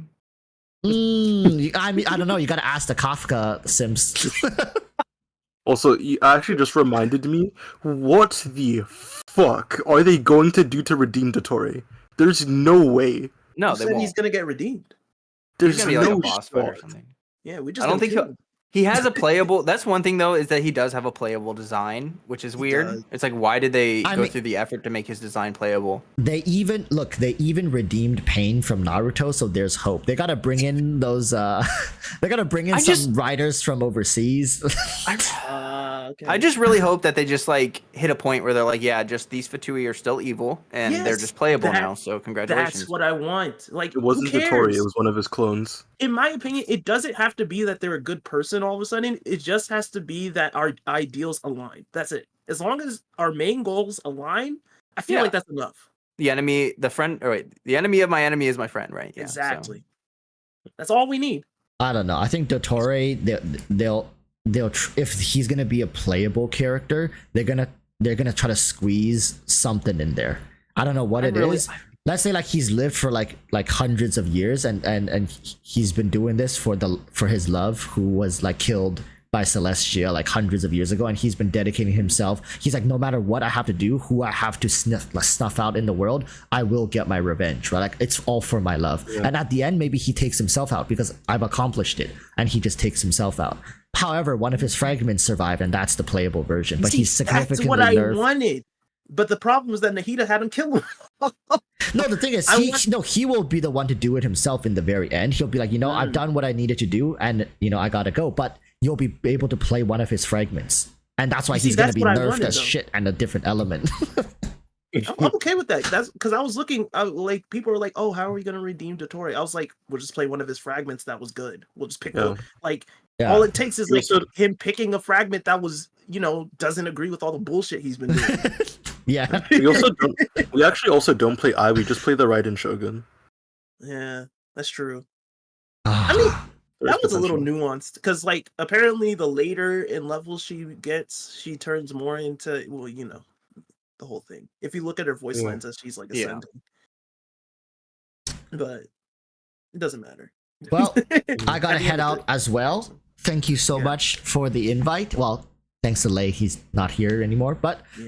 I'll see you guys in 4 months in terms of live stream. But I think because even though I can't stream, I can still participate in Discord conversations. Oh yeah, for sure. Yeah, like for I can be in Discord and just talking, but I just can't stream. So I'll Alright. still be chatting with you guys. And yeah, Flip, looking forward to that new Genshin Court video. Have fun with it, man. Don't worry. I'll be giving you something to talk about in the next few patches. Trust. Thank you. All right. Alright, But yeah, thank you guys so much. Flo, always nice to see you. I see you've been doing some casual stuff. Enjoy Final Fantasy 14. Yeah. Thank you. Have fun with that. Look, I hope you're gonna play Wuthering Waves. I think that game's gonna drop maybe next year as well. I think Yeah, I'm Zenless Zone looking forward to Zero, it. Wuthering Waves, they might drop around the same time.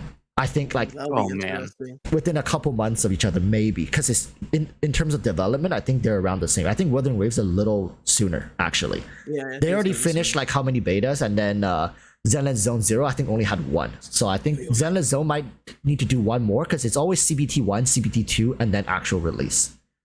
I thought they do 3. Is it 3? Because Honkai Star Rail did 3, Genshin also did 3. Oh, then yeah, that I think Wuthering Waves did their second one or first one. Was it the second one? Well, the first one was a tech demo. So the first one wasn't a beta. It was just that they gave out like a tech demo to some content creators to play. So then they basically finished CBT 2 then because they did the second one already. So they have one more. Zenless Zone Zero only did one. They need 2 more. Yeah, it's only done 1. Yeah, and so right now they've been in like mad development for the next one. yeah, I mean, it also depends on how well Genshin sells. So guys, if you want Zenless Zone Zero, you better start swiping for these Fontaine waifus and husbandos. You can speed up the release of ZZZ by like a couple months, depending on how hard you guys swipe. It's ironic you say this, and the first character in 4.0 is Linny. I mean, somebody has to take a L. oh, okay. I thought he was Pyro though. Final Flame. Nah. Don't get me wrong, man. I'm Pyro, but I'm Pyro Remus at the same time, bro. I'm just being real, man. Somebody had to take a L. It just happened to be Lenny. Final Flames on day 1. Final Flame got in full Lenny cosplay. Got him C6 R5 and be like, yeah. Let's go, baby. More Lenny for me, man. More Lenny for me. All right. Thank you guys so much. I'm gonna head out now. All right. Okay. Bye. You're Walrus. Right. Oh man. All right. So that's gonna be that, chat. Thank you guys so much for sticking with me. I'm gonna be heading out. Still gonna be making videos, but yeah, stay tuned. I'll update you guys when I'm in China. I might get a little creative in China in terms of, I don't know. Like, it really depends on how crazy the work is. I've never worked with them before, so I don't know what really how it's structured and everything like that. All right, so I'll try to keep you guys updated. I might post a little more on Twitter, but then again, Twitter is also blocked, and it might be a very sensitive platform in China. But don't worry, you guys won't be not hearing from me. Let's just put it that way. Worst case scenario, I'll still be making community. I'll utilize the community tab. So make sure if you want more content, subscribe, join the Discord. I'll probably be in there as well every now and then. But can you do vlogs in CN? I can, but I don't know because a lot of the work that I'm doing is secret. So I can't bring you guys to work. And then outside of work, I'm just gonna be walking around and the location is actually quite on the outskirts of a major city, so there's nothing to see. It is a real estate project, right? So I don't know. I honestly don't know. Even if I were to do a vlog, there's almost nothing in the area where I'm gonna be staying. So, but don't worry, I'll for sure update you guys on my situation, and I'll be back in a couple months. You guys won't even notice I'm gone. Trust. Trust. You won't even notice I was gone. Do some Horrorverse collab merch. Yeah, if they do release it, I'll maybe try to get my hands on something like China exclusive. I might give you guys a review about it, but we'll see. We'll see. Everything is up in the air right now. I'll keep you guys updated as I go, as I'm over there. So that's gonna be that. I'll see you guys in 4 months on live streams, and for videos, I'll see you guys tomorrow. Until then, Urjota, stay safe. Peace. Bye-bye.